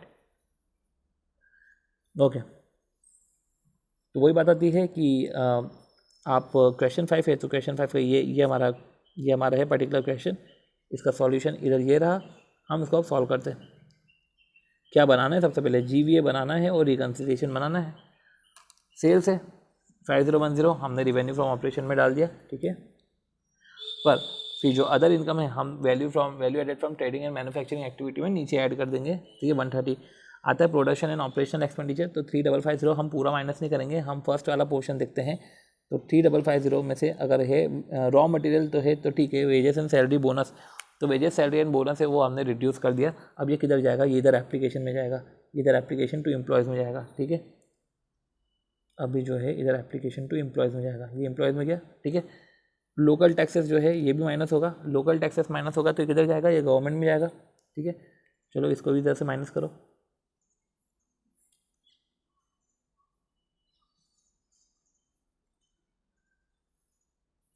ठीक है, अब जो है अदर मैन्युफैक्चरिंग एक्सपेंसेस, ठीक है, तो ये दोनों चीज़ें जो है हमने एप्लीकेशन में दिखा दिया। ठीक है, और इसको छोड़ के जो है बचा हुआ क्वेश्चन, जो बचा हुआ है हमने कॉस्ट ऑफ रॉ मटेरियल में डाल दिया। ओके, ये हमारा हो गया। दूसरा है हमारा एडमिनिस्ट्रेटिव एक्सपेंडिचर। एडमिनिस्ट्रेटिव एक्सपेंडिचर पूरा का पूरा, ओ माय गॉड, इसको मेरे को रिवर्ट करना पड़ेगा। ओके, हाँ, तो क्या है कि एडमिनिस्ट्रेटिव हमारा जो एक्सपेंडिचर है वो 185 है। पूरा 185 माइनस होगा क्या, चेक कर लेते हैं। 185 में से हमने 185 में से जो है सैलरी एंड कमीशन, बाकी audit fee, provision for bad debt और अदर एक्सपेंडिचर माइनस नहीं होंगे, पर 185 में से 60 माइनस हो जाएगा, तो 125 इधर आ जाना चाहिए एक्सपेंडिचर। तो 125 इधर एक्सपेंडिचर आना चाहिए। अब सिंपल सी बात है, हमको समझना पड़ेगा कि जो 60 है वो 60 हमारा क्या है, वो 60 हमारा है salary and commission to director. तो बाकायदा हम इसको जो है एप्लीकेशन में दिखाएंगे, salary and commission to director, बाकायदा इसका परसेंटेज भी कैलकुलेट करेंगे। और परसेंटेज तभी कैलकुलेट करेंगे जब हमारा टोटल वैल्यू एडेड आ जाएगा। ठीक है, फिर हमारा आता है तीसरा पोर्शन आता है इंटरेस्ट। इंटरेस्ट में 235 दे के रखा है, इंटरेस्ट में 235 दे के रखा है। पूरा माइनस होगा कि नहीं होगा देख लेते हैं। वर्किंग कैपिटल का तो माइनस हो जाएगा, डिबेंचर माइनस नहीं होगा 200, तो इसलिए डिबेंचर माइनस नहीं होगा, तो ये प्रोवाइडर ऑफ कैपिटल में चले जाएगा। ठीक है, प्रोवाइडर ऑफ कैपिटल में इनकम फ्रॉम डिबेंचर चले गया। ठीक है, ये हो गया हमारा। फिर प्रोविजन फॉर टैक्सेशन 280, तो ये हमारा इनकम टैक्स में चला जाएगा। ठीक है, तो प्रोविजन फॉर टैक्सेशन हमारा पूरा माइनस हो जाएगा। और फिर हमारी बात आती है कि credit balance as per last balance sheet 40 और balance sheet surplus carried to balance sheet 60, तो 20 हमारा जो है वो रिजर्व में चले जाएगा। ये रिटेन प्रॉफिट हो गया। ट्रांसफर टू जनरल रिजर्व 100 है, ये हो जाएगा 100। प्रेफरेंस डिविडेंड पेड है, ये प्रेफरेंस डिविडेंड पेड ये प्रोवाइडर ऑफ कैपिटल में जाएगा, preference dividend paid. Equity dividend 300 है, ये प्रोवाइडर ऑफ कैपिटल में जाएगा, इक्विटी डिविडेंड 300। सप्लीमेंट्री इन्फॉर्मेशन हमने पढ़ ली थी, तो इस तरीके से जो है हमने सभी तो कर लिया कैलकुलेट। डेप्रिसिएशन भी हमने डाल दिया। हमने वैसे क्या करा था कि ये पढ़ने के बाद डायरेक्ट हम नीचे पहुंच गए थे, हम डेप्रिसिएशन देखना भूल गए थे। ये डेप्रिसिएशन भी हम पहुंच गए। इस तरीके से हमारा वैल्यू टोटल वैल्यू एडिशन का एप्लीकेशन इधर आ गया 2260। टोटल वैल्यू एडिशन हमने इधर कैलकुलेट कर लिया। अब हम रिकन्सिलेशन स्टेटमेंट बनाते हैं। रिकन्सिलेशन स्टेटमेंट बनाते हैं तो सबसे पहले हम रिकन्सिलेशन स्टेटमेंट देखें तो इसमें प्रॉफिट बिफोर टैक्स देखना पड़ेगा। क्वेश्चन में अगर हम देखें प्रॉफिट बिफोर टैक्स, तो प्रॉफिट बिफोर टैक्स इधर मिल जाएगा हमको 800 पे। अब 800 अगर हमारा प्रॉफिट बिफोर टैक्स है, अब हम चलते हैं हमारे एप्लीकेशन पे। एप्लीकेशन पे सबसे पहले हमारा क्या क्या माइनस होगा, क्या अपन बोल सकते हैं क्या क्या ऐड होगा, क्योंकि पीबीटी 800 आया है तो वो सब चीज़ें माइनस होके आया है जो जीवीए में माइनस नहीं होना था। तो इसलिए जो फालतू की चीज़ें जो माइनस करी है हम सब उसको ऐड करेंगे तब जाके कैलकुलेशन होगा। जैसे 800 है, 800 में वेजेस सैलरी एंड बोनस है प्लस 610 करा हमने, salary and commission to director है प्लस 60 करा, लोकल टैक्सेस है प्लस 220 करा, प्लस हमने जो है इंटरेस्ट और डिबेंचर करा प्लस 200। ये जो है जब टैक्स ही माइनस नहीं किया है तो डिविडेंड तो माइनस करने से रहे, प्लस डेप्रिसिएशन किया प्लस 370 किया तो हमारा है 2260 और ये 2260 हमारा ग्रॉस वैल्यू एडेड है। ठीक है, तो ये डिबेंचर भी हो गया। तो इस तरीके से जो डेप्रिसिएशन भी हमने ऐड करा वो इस तरीके से हमारा जो है ग्रॉस वैल्यू एडेड आ गया 2260। आई होप सो समझ में आ रहा होगा। ठीक है, तो ठीक है, अब हम चलते हैं ऐसे ही हम क्वेश्चन को कंटिन्यू करते हैं। फिर आती है बात क्वेश्चन नंबर 6 आता है हमारा वैल्यू एडेड। ये हम पीएम कर रहे हैं अभी, ठीक है ना, अभी स्टडी मटेरियल तो हमने ओपन भी नहीं करा। ठीक है, तो क्वेश्चन नंबर 6 है value added statement furnish the following PNL. ये फॉलोइंग पीएनएल है, हमको देखना पड़ेगा। इसके पहले एक बार मैं नोट्स को क्विक लुक कर लूँ कि नोट्स में और कुछ बचा है क्या। ठीक है, ठीक है, अभी तो सब सही साथ चल रहा है, बट हाँ इसमें कुछ taxes for earlier years, taxes for earlier year ये देखना है कि कौन सा ऐसा पॉइंट है जहाँ पे टैक्सेस ऑफ अर्लियर ईयर की बात करिए। बाकी प्रोविजन है और डेफर्ड टैक्स की अभी तक कोई बात नहीं आई है, हो सकता है डेफर्ड टैक्स की बातें एंड में आ जाए। ठीक है, तो हम इसको कंटिन्यू करते हैं। ये क्वेश्चन नंबर 6 है और इस क्वेश्चन नंबर 6 का आंसर है। ठीक है, तो हम इसको कैलकुलेट करते हैं। तो value added statement furnish the following PNL. तो PNL for the year ended 31 March 17। तो सबसे पहले टर्नओवर है, तो रेवेन्यू फ्रॉम ऑपरेशन 29872, पर हमको ये समझना पड़ेगा 29872 में क्या है। नोट्स 1 में देके रखा है, 29872 नोट 1 में देके रखा है, वो बेस्ड ऑन इनवॉइस वैल्यू है, नेट ऑफ सेल्स टैक्स है, तो ये सही है। नेट ऑफ सेल्स टैक्स, ठीक है, तो नेट ऑफ सेल्स टैक्स है तो ठीक है, ये सेल्स टैक्स नेट है, कोई दिक्कत नहीं है। ठीक है, सेल्स टैक्स का अमाउंट दे के रखा है क्या, सेल्स टैक्स का अमाउंट दे के रखा है, वैसे भी वो रिकवरेबल टैक्स है, वो वैसे भी माइनस होगा, तो सेल्स टैक्स माइनस होगा। तो हम हमारे जो रिवेन्यू फ्रॉम ऑपरेशन है उसमें हम इसको अमेंड कर देते हैं कि revenue from operation net of sales tax है।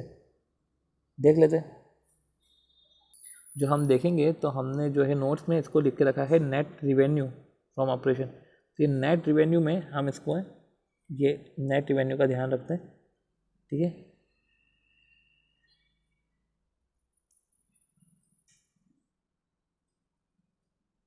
तो इसमें जो टर्नओवर है वो टर्नओवर में जो नेट लिख के रखा है, तो इसमें ऐसा है कि लिख लेता हूँ कि टैक्स डिस्काउंट और रिटर्न, सेल्स टैक्स डिस्काउंट और रिटर्न माइनस होके ये आएगा।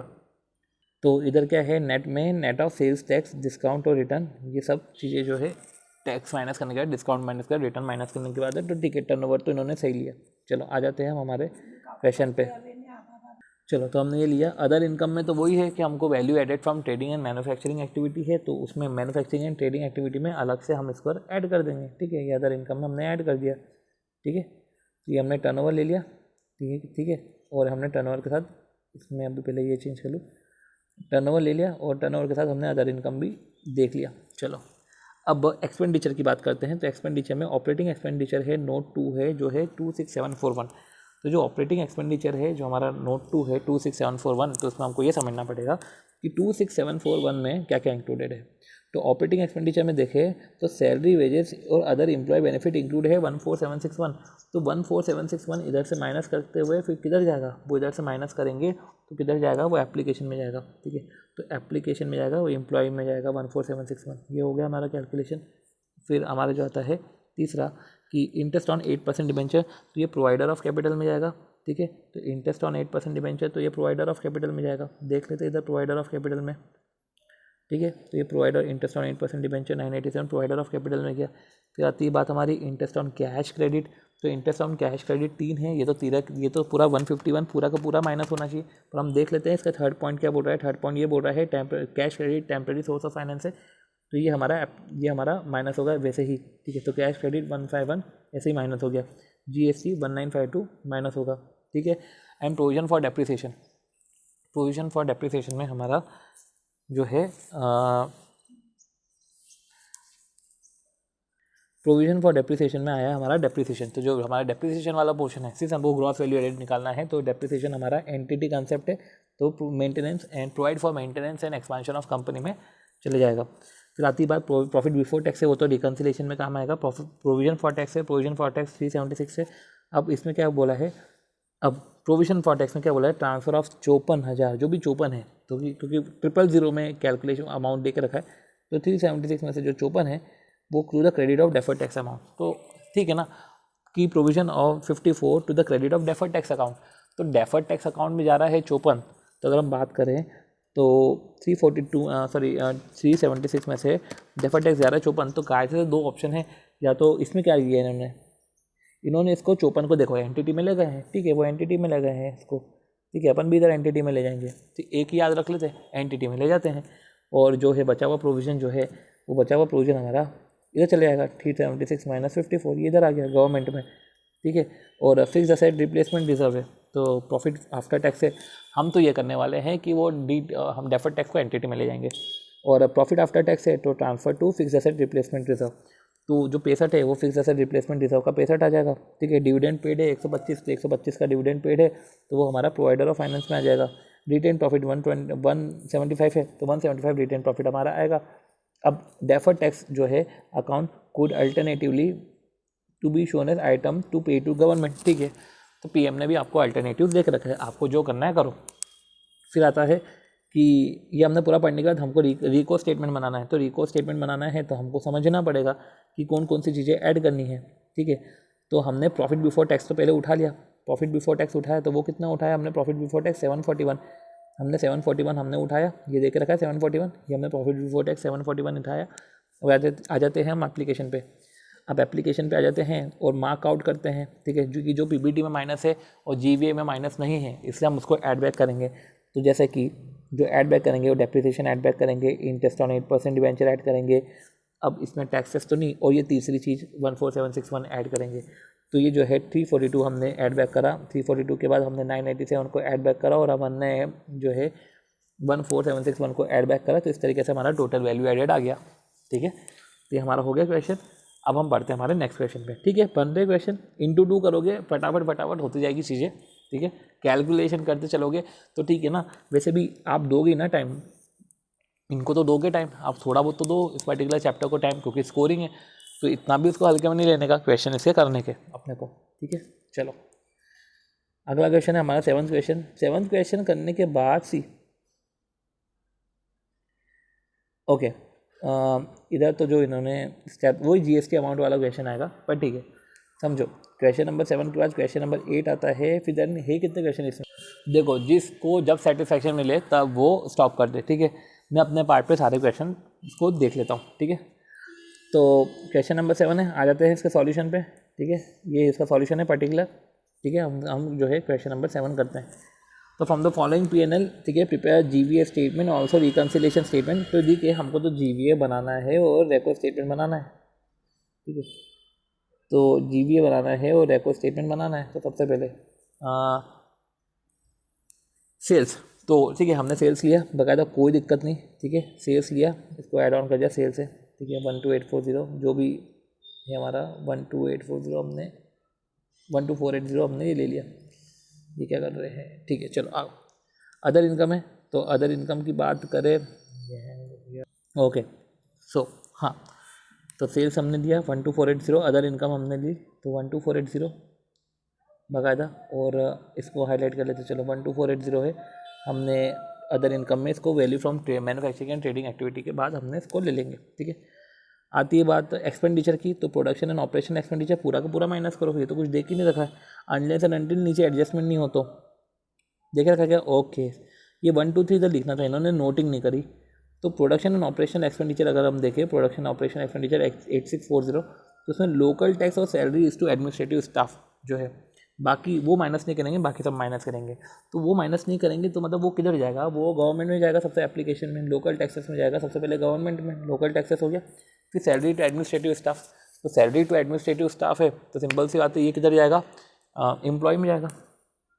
चलो ये अपना हो गया, बाकी सब हमारा माइनस हो जाएगा, ठीक है। और एडमिनिस्ट्रेटिव एक्सपेंडिचर है तो एडमिनिस्ट्रेटिव एक्सपेंडिचर 360 वो माइनस होगा, इंटरेस्ट एंड अदर चार्जेस है वो माइनस होगा। पर एडमिनिस्ट्रेटिव एक्सपेंडिचर में भी कुछ है क्या, administrative expenditure include salary and commission to director. अब salary and commission to director है तो 364 पूरा माइनस नहीं होगा, 364 माइनस नहीं होगा, ठीक है। तो salary and commission to director, अब देखो नोट करना, एडमिनिस्ट्रेटिव एक्सपेंडिचर 360 है, पर इधर जो है अमाउंट 000 भी ऐड करना, तो इसलिए salary and commission to director इन्होंने पूरी वैल्यू में देके रखा है। तो 10,000 जो है हमारा इधर एप्लीकेशन में चले जाएगा, बचा हुआ पोर्शन हमारा ऊपर चले जाएगा, ठीक है। और इंटरेस्ट एंड अदर चार्जेस में भी देख लेते हैं 1248 में। ओके, आगे वही क्वेश्चन कि 1248 है तो इंटरेस्ट एंड अदर चार्जेस में इंक्लूड होता है, 1248 में ये भी इंक्लूड है, ठीक है। तो अब देखो समझो 1248,000 में क्या क्या इंक्लूड है। सबसे पहले 2,18,000, ठीक है, 2,18,000, तो 1248,000 माइनस 2,18,000, फिर आता है हमारा 1,02,000 माइनस 102,000, और हमारा आता है 40,000 माइनस आता है 40,000। तो ऐसे में आता है हमारा 888,000। ये जो 888,000 है, सिंपल से आता है, ये 888,000 है, ये टोटल मिला के हमारा जीएसटी और अदर चार्जेस है। तो जीएसटी और अदर चार्जेस मिला के 888,000 होता है। अब समझो अब समझो हमने रिवेन्यू में से ऑपरेटिंग इनकम, ठीक है, रिवेन्यू में से हमने वो बीम से प्रोडक्शन ऑपरेशन एक्सपेंडिचर माइनस करा, और हमने एडमिनिस्ट्रेटिव एक्सपेंडिचर ये माइनस करा, ठीक है। कायदे से इंटरेस्ट एंड अदर चार्जेस 1248,000 में से अगर हम इसको छोड़े, फिक्स्ड लोन वाला, बाकी ओवरड्राफ्ट ये तो माइनस होगा, वर्किंग कैपिटल ये वाला छोड़े, तो 1248,000 में से हम अगर 102,000 माइनस करें तो 1146,000 तो माइनस हो जाना चाहिए, क्योंकि बचा हुआ पोर्शन भी जीएसटी है और जीएसटी के साथ अदर चार्जेस है, तो वो सब चीज़ें तो माइनस होनी चाहिए ना। मीन्स मैं ये बोलना चाह रहा हूँ कि 1146,000 जो है अमाउंट, ये तो माइनस होना ही चाहिए ना। मतलब कि हमने जो है सेल्स में से, जैसे कि 12,480, ठीक है, तो मैं 1146,000 की बात कर रहा हूँ, तो डिवाइड बाय 1000 करो, तो 1146 तो एटलीस्ट माइनस होना चाहिए।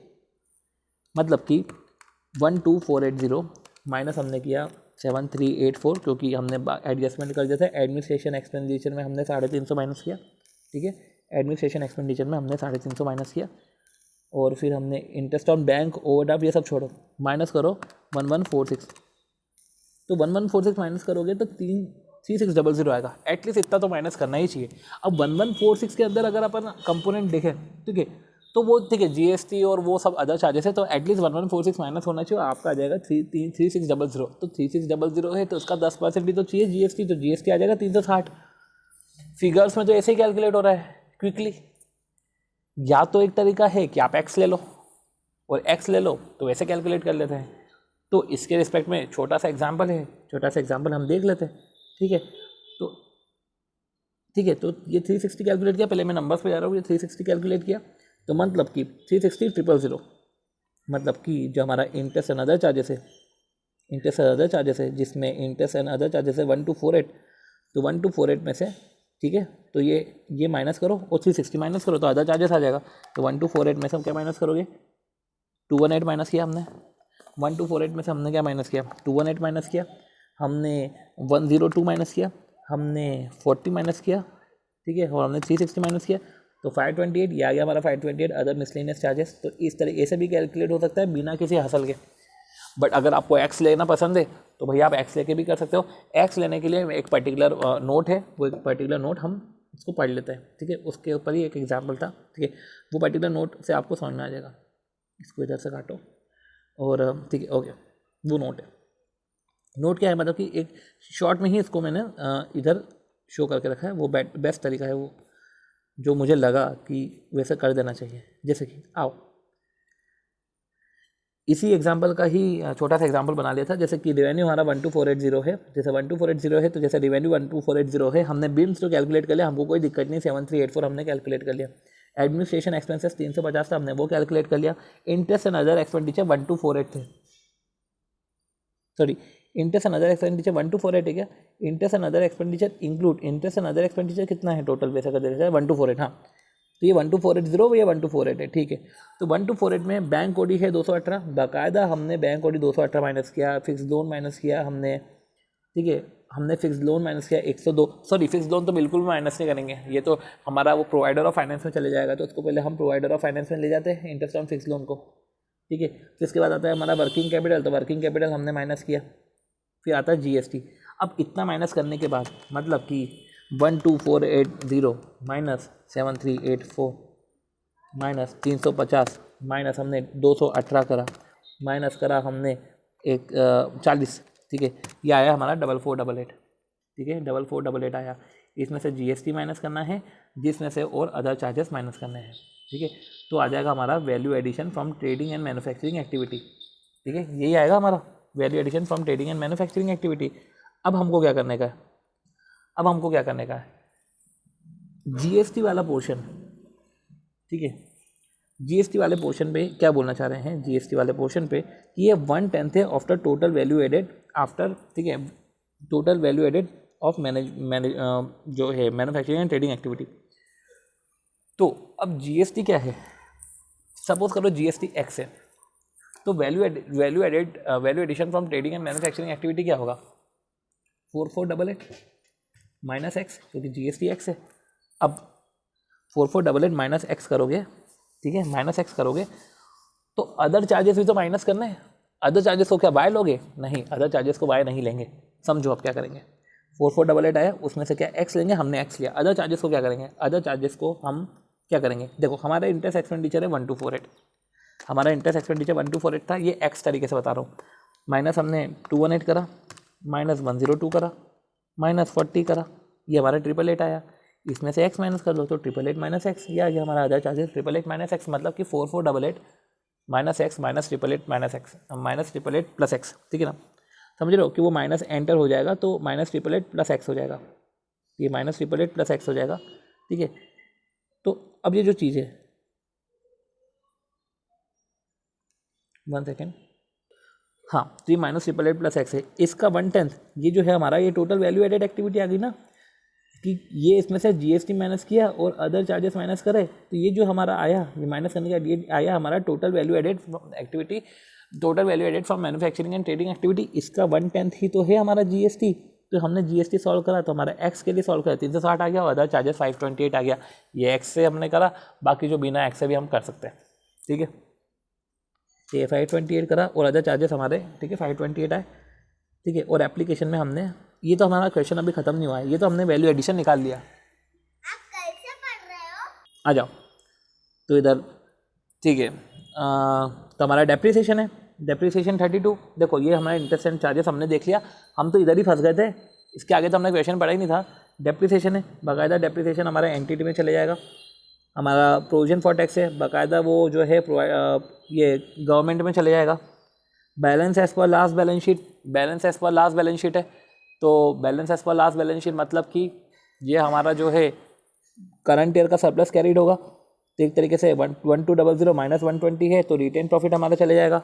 फिर फिक्स्ड असेट रिप्लेसमेंट रिजर्व है, तो ये हमारा वो चले जाएगा कंपनी में। डिविडेंड पेड है तो प्रोवाइडर ऑफ कैपिटल में चले जाएगा। बाकायदा परसेंटेज कैलकुलेट करना, आपका टोटल वैल्यू एडिशन भी आ जाएगा, परसेंटेज भी आप कर लोगे।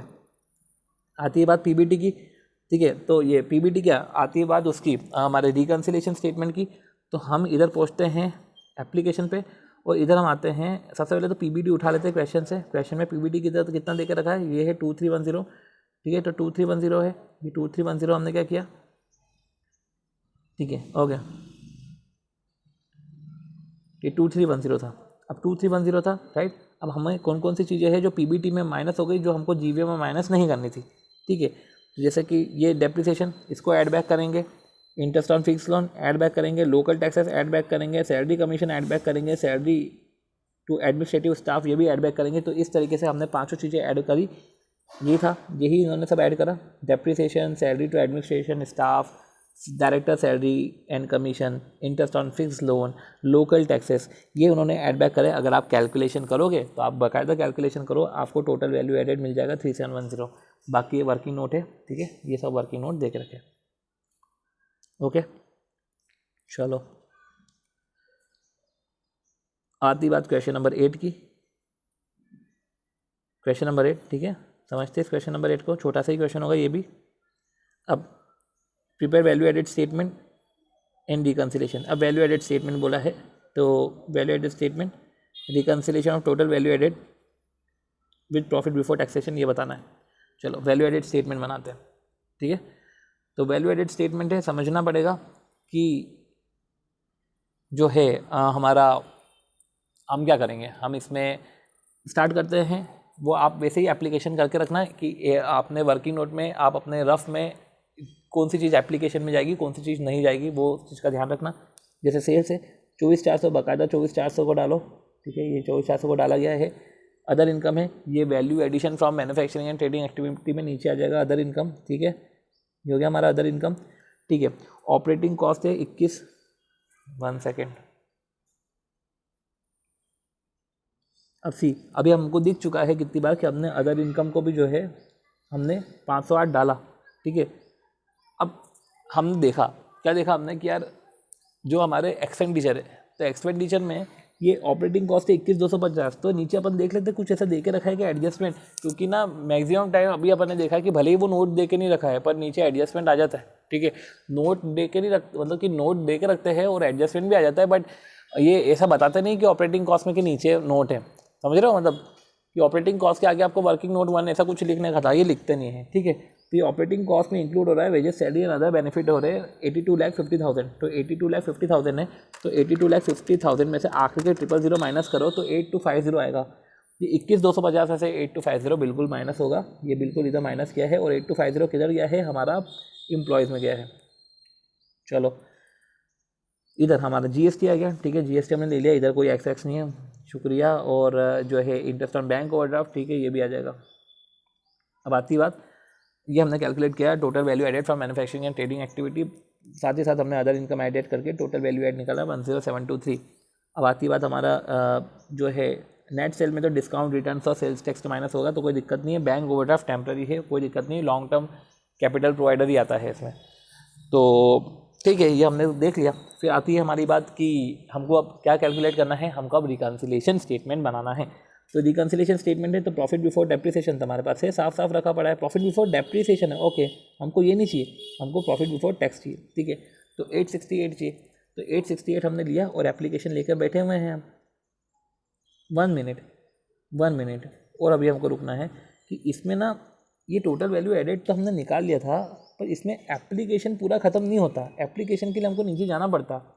अगर 10723 है तो हमने एप्लीकेशन करा तो हमने बकायदा एम्प्लॉय का तो बता दिया, और हमने जो है 9% डिवेंचर का भी बता दिया, पर देखा जाए तो हमारा जो है एप्लीकेशन, ये एप्लीकेशन पूरा थोड़ी ना हुआ है, हमको वो फर्दर चीज़ें देखनी पड़ेगी, जैसे कि इधर डेप्रिसिएशन है, ये डेप्रिसिएशन एंटिटी में गया है, फिर वो बात आती है प्रोविजन फॉर टैक्स, ये प्रोविजन फॉर टैक्स हमारा गवर्नमेंट में गया है। फिर हमारा आता है प्रपोज डिविडेंड, ये प्रपोज डिविडेंड कैपिटल प्रोवाइडर में गया है। फिर आता है रिटेन प्रॉफिट हमारा एंटिटी में गया है, तब जाके हमारा 100% एप्लीकेशन होती है, क्योंकि इसकी एप्लीकेशन भी तो चेक करनी है हमको, 100% एप्लीकेशन होना चाहिए ना इसका, ये 100% भी तो आता है नीचे आखिरी में, ठीक है। फिर हम रिकन्सिलिएशन स्टेटमेंट बनाते हैं। रिकन्सिलिएशन स्टेटमेंट में क्या बोल रहे हैं, रिकन्सिलिएशन स्टेटमेंट में सबसे पहले प्रॉफिट बिफोर टैक्स लो आप। प्रॉफिट बिफोर टैक्स हमने 868 लिया, ठीक है। बाकायदा 868 लेने के बाद जो भी एप्लीकेशन है, वो एप्लीकेशन आप जो है जो भी 868 में जो चीज़ें माइनस करके 868 आया, जो ग्रॉस वैल्यू एडेड में जीवीए में माइनस नहीं होनी थी, पर इधर माइनस हो गई, तो ऐड बैक कर लो भैया। क्या क्या ऐड बैक करेंगे, तो आओ एप्लीकेशन पे।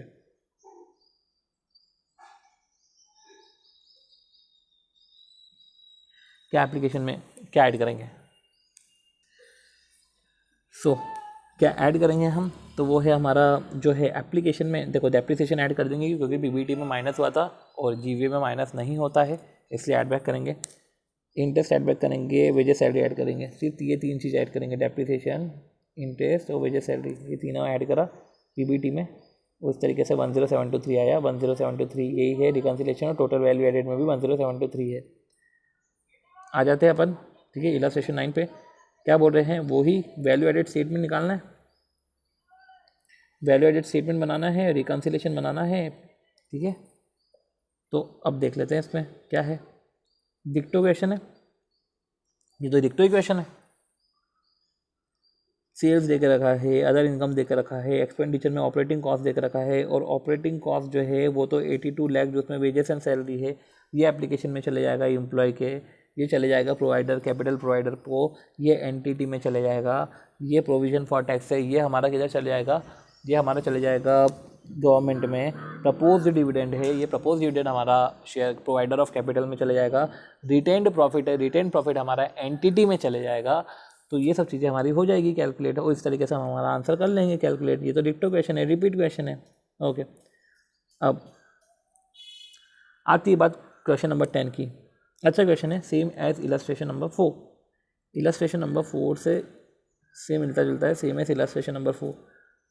ओके, अच्छा इसमें हमको टारगेट इंडेक्स कैलकुलेट करना है ना। ओके ओके ठीक है, कोई दिक्कत नहीं। तो सेम एज इलस्ट्रेशन नंबर 4, तो ठीक है, अब हम जो है कैलकुलेट करते हैं। समझते हैं क्वेश्चन 10 में क्या बोला है, क्योंकि वो सेम एज इलस्ट्रेशन नंबर 4 है तो हम इलस्ट्रेशन नंबर 4 नहीं करेंगे, फिर स्टडी मटेरियल में कम इलस्ट्रेशन बचेंगे करने को। सो इलस्ट्रेशन नंबर 10 क्या बोला है, famous corporation limited has been preparing value added statement for past 5 year. 5 साल से ना वैल्यू एडेड स्टेटमेंट बना रही है। Human resource manager of the company has suggested introducing a value added incentive scheme. तो human resource manager of the company has suggested introducing a value added incentive scheme to motivate the employ. तो 5 साल से value added statement बना रही है और HRM ने जो है ह्यूमन रिसोर्स मैनेजर ने सजेस्ट करा कि आप ऐसा करो, वैल्यू एडेड इंसेंटिव स्कीम लेकर आओ, ठीक है। और to motivate the employee motivate होंगे फॉर द बेटर परफॉर्मेंस, ठीक है। To introduce the scheme it is suppose that the best index performance. अब बेस्ट इंडेक्स परफॉर्मेंस क्या होता है, employee cost to value added. Okay, employee cost to value added best index performance, ठीक है, for the last 5 years will be use as the target index. तो हम क्या करेंगे, पिछले 5 साल का जो है उसमें से it is propose that the best index performance for the last 5 years, पिछले 5 साल का जो भी बेस्ट इंडेक्स परफॉर्मेंस है वो हम टारगेट इंडेक्स लेंगे। तो पिछले 5 साल में जो है बेस्ट इंडेक्स परफॉर्मेंस अगर 5 साल में से चूज़ करना है तो ये तो वही है कि जिसका इंडेक्स बहुत ही कम आए वो बेस्ट है। इंडेक्स बहुत कम आए क्योंकि एम्प्लॉय कॉस्ट सबसे कम से कम होना चाहिए ना, तो जिसका इंडेक्स कम से कम आए वो बेस्ट है, ठीक है। तो employee cost to value added for the last 5 years will be use as the target index for the future calculation of the bonus to be paid. और इसके बेसिस पे पूरा बोनस है। तो अब after the target index is determined, पूरा target index determined किया, any actual improvement in the index will be rewarded, ठीक है। तो अगर जैसे कि बेस्ट इंडेक्स है वो आपका टारगेट इंडेक्स है, आपका एक्चुअल इंडेक्स आता है। अब करंट ईयर का जब आप परफॉर्मेंस करते हो तो अगर आपका और अच्छा आता है तो बिल्कुल आपको जो है रिवॉर्ड किया जाएगा। The employer and the employee will be share such improvement, और एम्प्लॉय दोनों शेयर करेंगे इंप्रूवमेंट को 1:2 के बेसिस पे। एम्प्लॉयर 1 लेगा तो एम्प्लॉय 2 लेगा। The bonus is given at the end of the year, ये ईयर एंड पे दिया जाएगा after the profit is determined, क्योंकि प्रॉफिट डिटरमाइंड होगा उसके बाद जो वो है बेनिफिट है वो बेनिफिट 1:2 में शेयर हो जाएगा। तो सबसे पहले हमारा टारगेट इंडेक्स क्या है हम ये तो देखें, क्योंकि हमको कंपेयर करना है। जब हम हमारा एक्चुअल इंडेक्स निकालेंगे तो डेटा अवेलेबल है वैल्यू एडेड, ठीक है, वैल्यू एडेड डेटा अवेलेबल है। तो वैल्यू एडेड दे के रखा है 3040 जो भी है ब्ला ब्ला, ये वैल्यू एडेड दे के रखा है, उसका एप्लीकेशन भी दे के रखा है, ये वैल्यू एडिशन दे दिया। अब समराइज PNL में इन्होंने फॉर द ईयर एंडेड 17, अब वैल्यू एडेड उन्होंने पिछले 5 साल का दे दिया। वैल्यू एडेड में अगर आप देखें तो एम्प्लॉय कॉस्ट है ना, तो एम्प्लॉय कॉस्ट आपको दिख जाएगा एप्लीकेशन में। तो ये एम्प्लॉय कॉस्ट आपको एप्लीकेशन में दिखा, ठीक है। Payment to employee, application towards employee, या अपन बोल सकते हैं कि इधर हाँ टू पे एम्प्लॉय होता है ना। तो 1300, अब 1300 1520 इसका कैलकुलेशन करो, देखो सबका कैलकुलेशन करो कि 1300 डिवाइड बाय 3040 और ये सबका डिवाइड बाय कैलकुलेट करो, फिर इसमें सबसे बेस्ट क्या आ रहा है। तो 1300 डिवाइड बाय 3040 ये आया 42.76%। 1520 डिवाइड बाय 3600 तो ये आ गया 42.22%। तो ये पहला वाला तो वैसे ही कट गया, दूसरा वाला सिलेक्ट कर सकते हैं 400 डिवाइड बाय 13 ठीक है, और 1680 है, 1680 डिवाइड बाय 4200 ये आया 40% कट गया वैसे ही। 1968 डिवाइड बाय 4800 ये आया 41%, हट 2240 डिवाइड बाय 5600 ये आया हमारा 40%। तो ये तो बिल्कुल भी नहीं आता है, ठीक है। तो 40% देखते हैं अब इधर क्या आया, यही कैलकुलेशन करा इधर 40% आता है, ठीक है। तो टारगेट इंडेक्स परसेंटेज हमारा 40% है। अब हमारा एक्चुअल निकाल ले, और इन्होंने समराइज PNL दे के रखा है 31 मार्च 17 का, तो हमको एक्चुअल वैल्यू एडेड निकालने का है। ये हमारा टारगेट तो हमने निकाल लिया कि 40% से कम होना चाहिए खर्चा, ठीक है। ये अच्छा क्वेश्चन था। तो इसमें हम जो है हमारा वैल्यू एडेड निकालेंगे, तो वैल्यू एडेड निकालेंगे, तो चलो निकालते हैं, बिना किसी देर के निकालते हैं, कैलकुलेट करते हैं। ओके, सबसे पहले तो भाई आपको दे के रखा है इन सेल्स लेस रिटर्न, तो बकायदा रिवेन्यू फ्रॉम ऑपरेशन है, सेल्स लेस रिटर्न आपने ले लिया। फिर इसमें डिविडेंड और इंटरेस्ट और मिसलेनियस इनकम जो है, ये जो दोनों इनकम है, ये इनकम आप लोगे वो अदर इनकम में जाएगा, ठीक है। Value added from manufacturing and trading activity के बाद जो अदर इनकम है वो उधर जाएगा। चलो ये आ गया। अब production and manufacturing expense operation expenditure है, तो cost of material, wages and salary and other manufacturing expenditure है, तो कॉस्ट ऑफ मटेरियल इधर से, तो वेजेस एंड सैलरी इधर से माइनस हो जाएगा, और वेजेस एंड सैलरी किधर चले जाएगा, एम्प्लॉयज़ में चले जाएगा। ये एम्प्लॉय कॉस्ट हो गया। एडमिनिस्ट्रेटिव एक्सपेंस है, तो एडमिनिस्ट्रेटिव सैलरी ये हो जाएगा, एम्प्लॉय कॉस्ट में चले जाएगा। बाकी तो सब ऊपर चले जाएगा, और सेलिंग एंड डिस्ट्रीब्यूशन में भी S&D सैलरी चले जाएगा, ठीक है। तो ये जो है हमने बाकायदा इधर ऐड कर दिया। ये जो हमने सैलरी जो है हमारी एप्लीकेशन की, हमारी एप्लीकेशन की हमने इधर ऐड कर दी, तो हमारा टोटल एम्प्लॉय कॉस्ट आ गया, ठीक है। अब आती बात डिबेंचर इंटरेस्ट की, तो लॉन्ग टर्म फाइनेंस प्रोवाइडर है, तो डिबेंचर इंटरेस्ट आ जाएगा। फिर डेप्रिसिएशन है, डेप्रिसिएशन हमको तो सिर्फ ग्रॉस वैल्यू एडेड निकालना है, डेप्रिसिएशन एंटिटी वाले कंसेप्ट में आ जाएगा। तो देख लेते हैं एंटिटी वाले कंसेप्ट में आ रहा है कि नहीं आ रहा है। हमने एम्प्लॉय कॉस्ट तो कैलकुलेट कर लिया। अब सी, इसमें इन्होंने एप्लीकेशन तो पूछे ही नहीं, वैसे बना सकते हैं, ठीक है, वैसे बना सकते हैं, क्योंकि प्रोविजन बिफोर टैक्स है, तो सॉरी ये प्रॉफिट बिफोर टैक्स है, वो तो ठीक है, profit before tax provision for taxation है, तो ये हम दिखा सकते हैं हमारा किसमें, हम ये दिखा सकते हैं हमारा गवर्नमेंट में, ठीक है। तो गवर्नमेंट में जा सकता है। तो ऐसे करते हुए अगर हम देखें तो 770 प्लस 1520 प्लस 80 ये हमारी एप्लीकेशन है, प्लस हमारा 2520 है, तो 4890, ठीक है। अब हमारा ये 4890 आता है। फिर आती है बात भैया प्रॉफिट आफ्टर टैक्सेशन, तो प्रॉफिट आफ्टर टैक्सेशन है, इधर कुछ रिटर्न अर्निंग ऐसा कुछ देके नहीं रखा है, तो ये का यही प्रॉफिट हमारा है, तो 2310 है, तो ये भी हमारा टुवर्ड्स एंटिटी चलेगा, towards the provide for maintenance and expansion of entity 2310 चलेगा, तो हमारा 7200 ऐसा वैल्यू एडिशन आ जाएगा, ठीक है। अब एम्प्लॉय कॉस्ट हमने 2520 कैलकुलेट करा है, तो 2520 डिवाइड बाई 7200 आया, तो 35% आया, ये तो बहुत ही अच्छी बात हो गई, ये 35% आ गया, तो ठीक है, ये 35% आ गया। अब हमारा टारगेट इंटरेस्ट क्या था, 7200 का 40%, ये 2880, एम्प्लॉय कॉस्ट 2880 होनी चाहिए, पर 7200 का 35% आ गया, तो ये हमारा 2520, तो 2520 माइनस 2880, ये हमारा आ गया 360, ये 360 को 1:2 में डिस्ट्रीब्यूट हो जाएगा, तो एम्प्लॉय रखेगा 1 और एम्प्लॉय रखेगा 2, मतलब 240 एम्प्लॉय रखेगा, तो कैलकुलेशन ऑफ बोनस पेबल जो है ये 240 आ गया,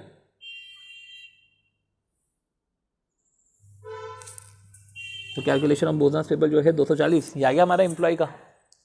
तो इस तरीके से जो है हमने प्रैक्टिस एनल भी ओवर करा, ठीक है। तो हो गया हमारा प्रैक्टिस एनल ओवर, ठीक है। तो ये वैल्यू एडेड स्टेटमेंट का प्रैक्टिस एनल हमने ख़त्म किया, राइट।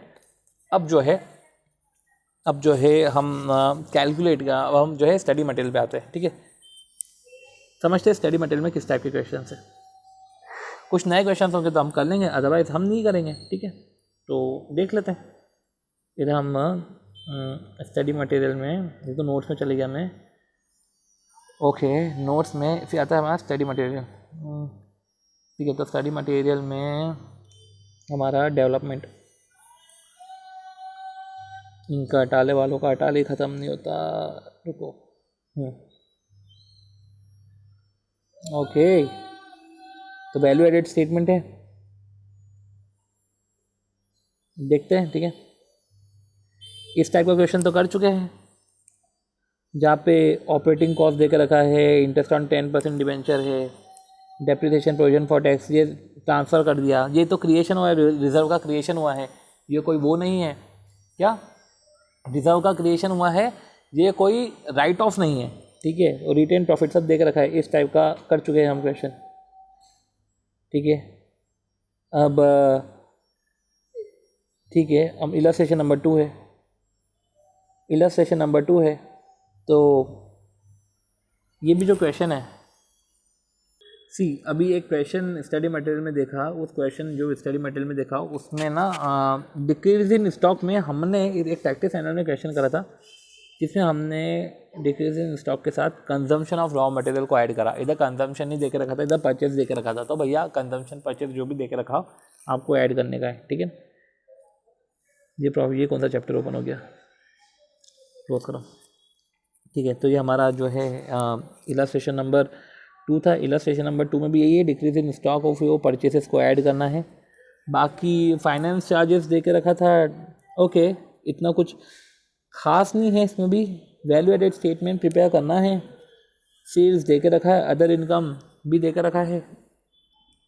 और 1 मिनट हम इसमें ये कर लेते, इलस्ट्रेशन नंबर 2 कर लेते। इलस्ट्रेशन 2 के बाद हम देख लेते और क्या क्या है। एडमिनिस्ट्रेटिव एक्सपेंडिचर 19 है, और एडमिनिस्ट्रेटिव एक्सपेंडिचर में इंक्लूड करता है, और ओके इंक्लूड करता है, पर ज़रूरी नहीं है कि वो टोटल दे के रखे, ठीक है। तो वो वैसा वाला क्वेश्चन था कि एडमिनिस्ट्रेटिव एक्सपेंडिचर जैसे 19 है, तो 19 में जो है 19 में इंक्लूड करता है 4.8 प्लस 5 प्लस 5.2, पर हमारे 19 तो नहीं हो रहा, टोटल तो 15 हो रहा है, बट नॉट 19, तो वो थोड़ा सा समझना पड़ेगा, ठीक है। ये ठीक है, इस टाइप का क्वेश्चन हम कर चुके हैं इलस्ट्रेशन नंबर 2, और इलस्ट्रेशन नंबर 4 भी हमने कर लिया है।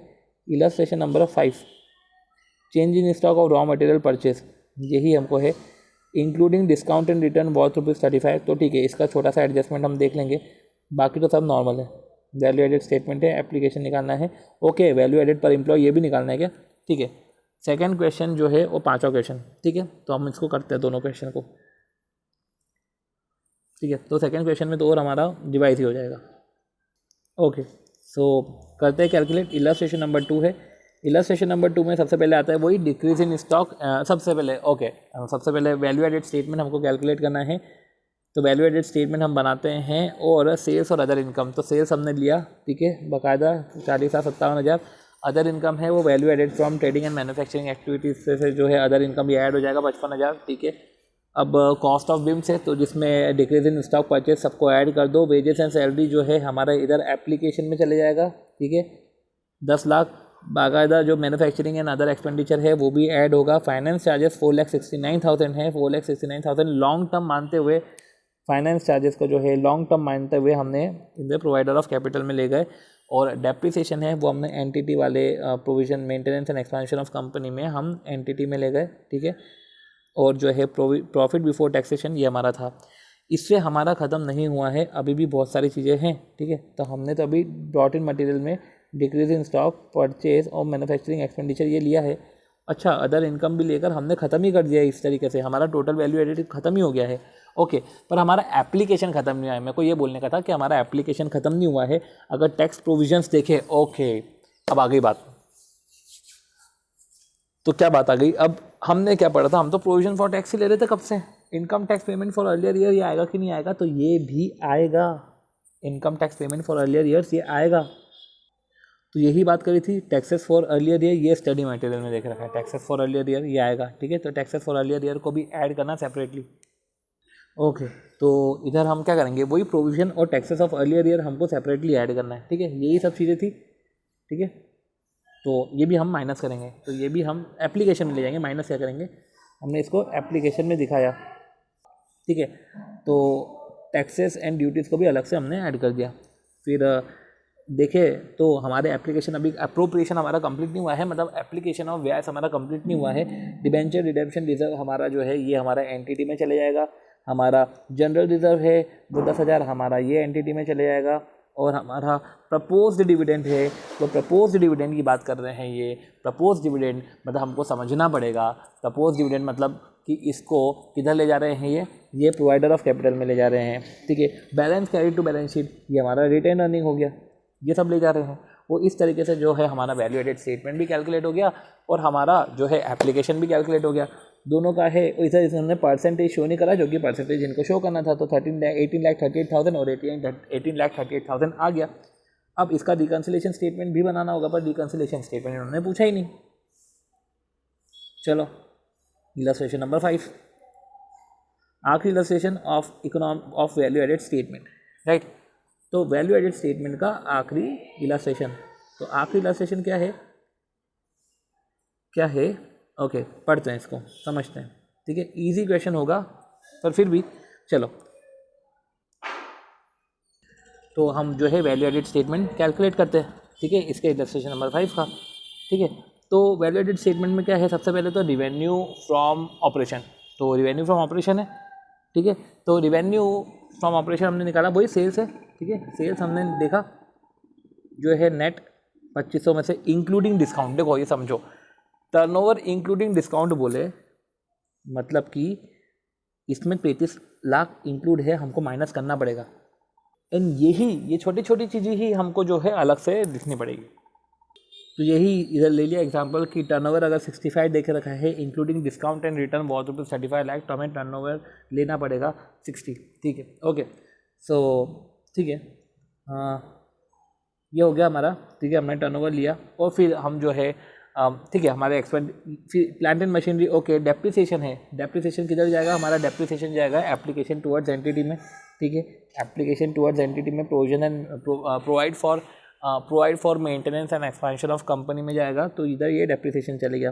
फिर डेटर का कुछ नहीं होगा, dividend to ordinary share holder, ये जाएगा प्रोवाइडर ऑफ कैपिटल में, ठीक है। फिर आ जाएगा stock, net of all raw material WIP और फिनिश गुड, ये स्टॉक है। ओपनिंग स्टॉक, क्लोजिंग स्टॉक और रॉ मटेरियल परचेस, अब ये जो है ये कॉस्ट ऑफ बीम में चले जाएगा, ये हमको लग रहा है प्रोडक्शन एंड रॉ, ठीक है। तो कॉस्ट ऑफ बीम्स में चले जाएगा, ये रॉ मटेरियल कंज्यूम्ड में चले जाएगा, ये रॉ मटेरियल कंज्यूम में, ठीक है। तो कायदे से तो हमको रॉ मटेरियल कंज्यूम ही डालना है, पर कभी कभी चेंज इन स्टॉक के साथ रॉ मटेरियल कंज्यूम ऐड था, तो हमको फिर रॉ मटेरियल कंज्यूम को हमको दोनों लेना पड़ा था, डिक्रीज इन स्टॉक और रॉ मटेरियल कंज्यूम। यही देख लीजिए आप जो है देख रखा था क्वेश्चन नंबर 2 में कि वो ही जो हमारा डिक्रीज इन स्टॉक है, ठीक है। डिक्रीज इन स्टॉक है, बाकायदा डिक्रीज इन स्टॉक जो देकर रखा है क्वेश्चन में, इधर देके रखा होगा डिक्रीज इन स्टॉक, ये सेल्स की पूरी डिटेल देके रखी इन्होंने, ओके। ये क्वेश्चन का ही पार्ट है, डिक्रीज इन स्टॉक और कंजम्पशन ऑफ रॉ मटेरियल, तो ये दोनों को लिया गया है, ठीक है। अगर आप देखेंगे ना 166.57 में, तो इधर 150.57 ले लिया, तो 145.7 कैसे आया कि 166.57 जो हमारा टोटल खर्चा है उसमें से 12.8 माइनस करा और बाकायदा 3.2 माइनस किया, बस ये 150.57, ये 150.57 इधर लिया है। कायदे से तो फिर नहीं लेना था, तो इधर लिया गया है, तो थोड़ा सा वो ध्यान रखना। वही है कि इसको फिर लिख लिया गया है कि इट शुडंट बी ऐड, ये ऐड नहीं होना था, पर फिर भी अदरवाइज ऐड किया है इसको स्टडी मटेरियल में, ठीक है। ओके, तो हम आ जाते हैं बैक टू द क्वेश्चन, ठीक है। हमने रॉ मटेरियल कंज्यूम देखा, फिर प्रिंटिंग एंड स्टेशनरी जो एक्सपेंडिचर है हमने वो माइनस किया, ऑडिटर का रेम्युनरेशन वो माइनस किया, रिटेन प्रॉफिट हमने जो है provide and to application provide for the maintenance and expansion of entity है, तो हमने रिटेन प्रॉफिट को इधर लिया, ठीक है। तो ये जो है हमारा, ये हमने जो है रिटेन प्रॉफिट हमने एप्लीकेशन टुवर्ड्स एंटिटी में ले लिया, रिटेन प्रॉफिट हमारा एप्लीकेशन टुवर्ड्स एंटिटी में हमने इसको ले लिया। फिर ट्रांसफर टू रिजर्व भी हमने एप्लीकेशन टुवर्ड्स, मतलब बोल सकते हैं कि provide for maintenance and expansion of entity, rent paid, other expenses, ordinary share capital कोई मतलब नहीं है। इंटरेस्ट ऑन बोरोइंग जो है हमारा, ये वही बात आ जाती है इंटरेस्ट ऑन बोरोइंग कि ये प्रोवाइडर में चले जाएगा, ये प्रोवाइडर ऑफ कैपिटल में चले जाएगा इंटरेस्ट ऑन बोरोइंग। और income tax for the year हमारा जो है गवर्नमेंट को चले जाएगा। और वेजेस एंड सैलरीज हो जाए एम्प्लॉयज़ को चले जाएगा। एम्प्लॉय स्टेट इंश्योरेंस और PF ये भी जो है वो एम्प्लॉय को चले जाएगा, तो ESI PF ये भी एम्प्लॉय को चले जाएगा। इस तरीके से हमारा जो है सब हमारा कवर भी हो चुका है। और हमने जो है रेंट पेड और अदर एक्सपेंडिचर ये तो सब इधर से माइनस होंगे ही ना, तो ये सब खर्चे इधर से तो माइनस होंगे, ऑडिटर रेम्यूनरेशन, रेंट पेड, इनके खर्चे माइनस होंगे। तो इस तरीके से आपको हर एक का ट्रीटमेंट देना है और कैलकुलेशन करना है। होप सो ये वैल्यू एडेड स्टेटमेंट आपको समझ में आ गया होगा। 1.57 1.58 मतलब कि 2 घंटे का हुआ है ये, एंड 2 घंटे में हमने जो है पूरा वैल्यू एडेड स्टेटमेंट के क्वेश्चंस कर लिए हैं। सो अब मिलते हैं हम रेस्ट ऑफ द टॉपिक के लिए, और तब तक आप जो है इसको कर लीजिएगा और साथ ही साथ कैलकुलेटर पे प्रैक्टिस करके एक बार लिख के भी प्रैक्टिस कर लीजिएगा, तो हो जाएगा हमारा सही से, ठीक है। सो मिलते हैं हम हमारे नेक्स्ट वीडियो में।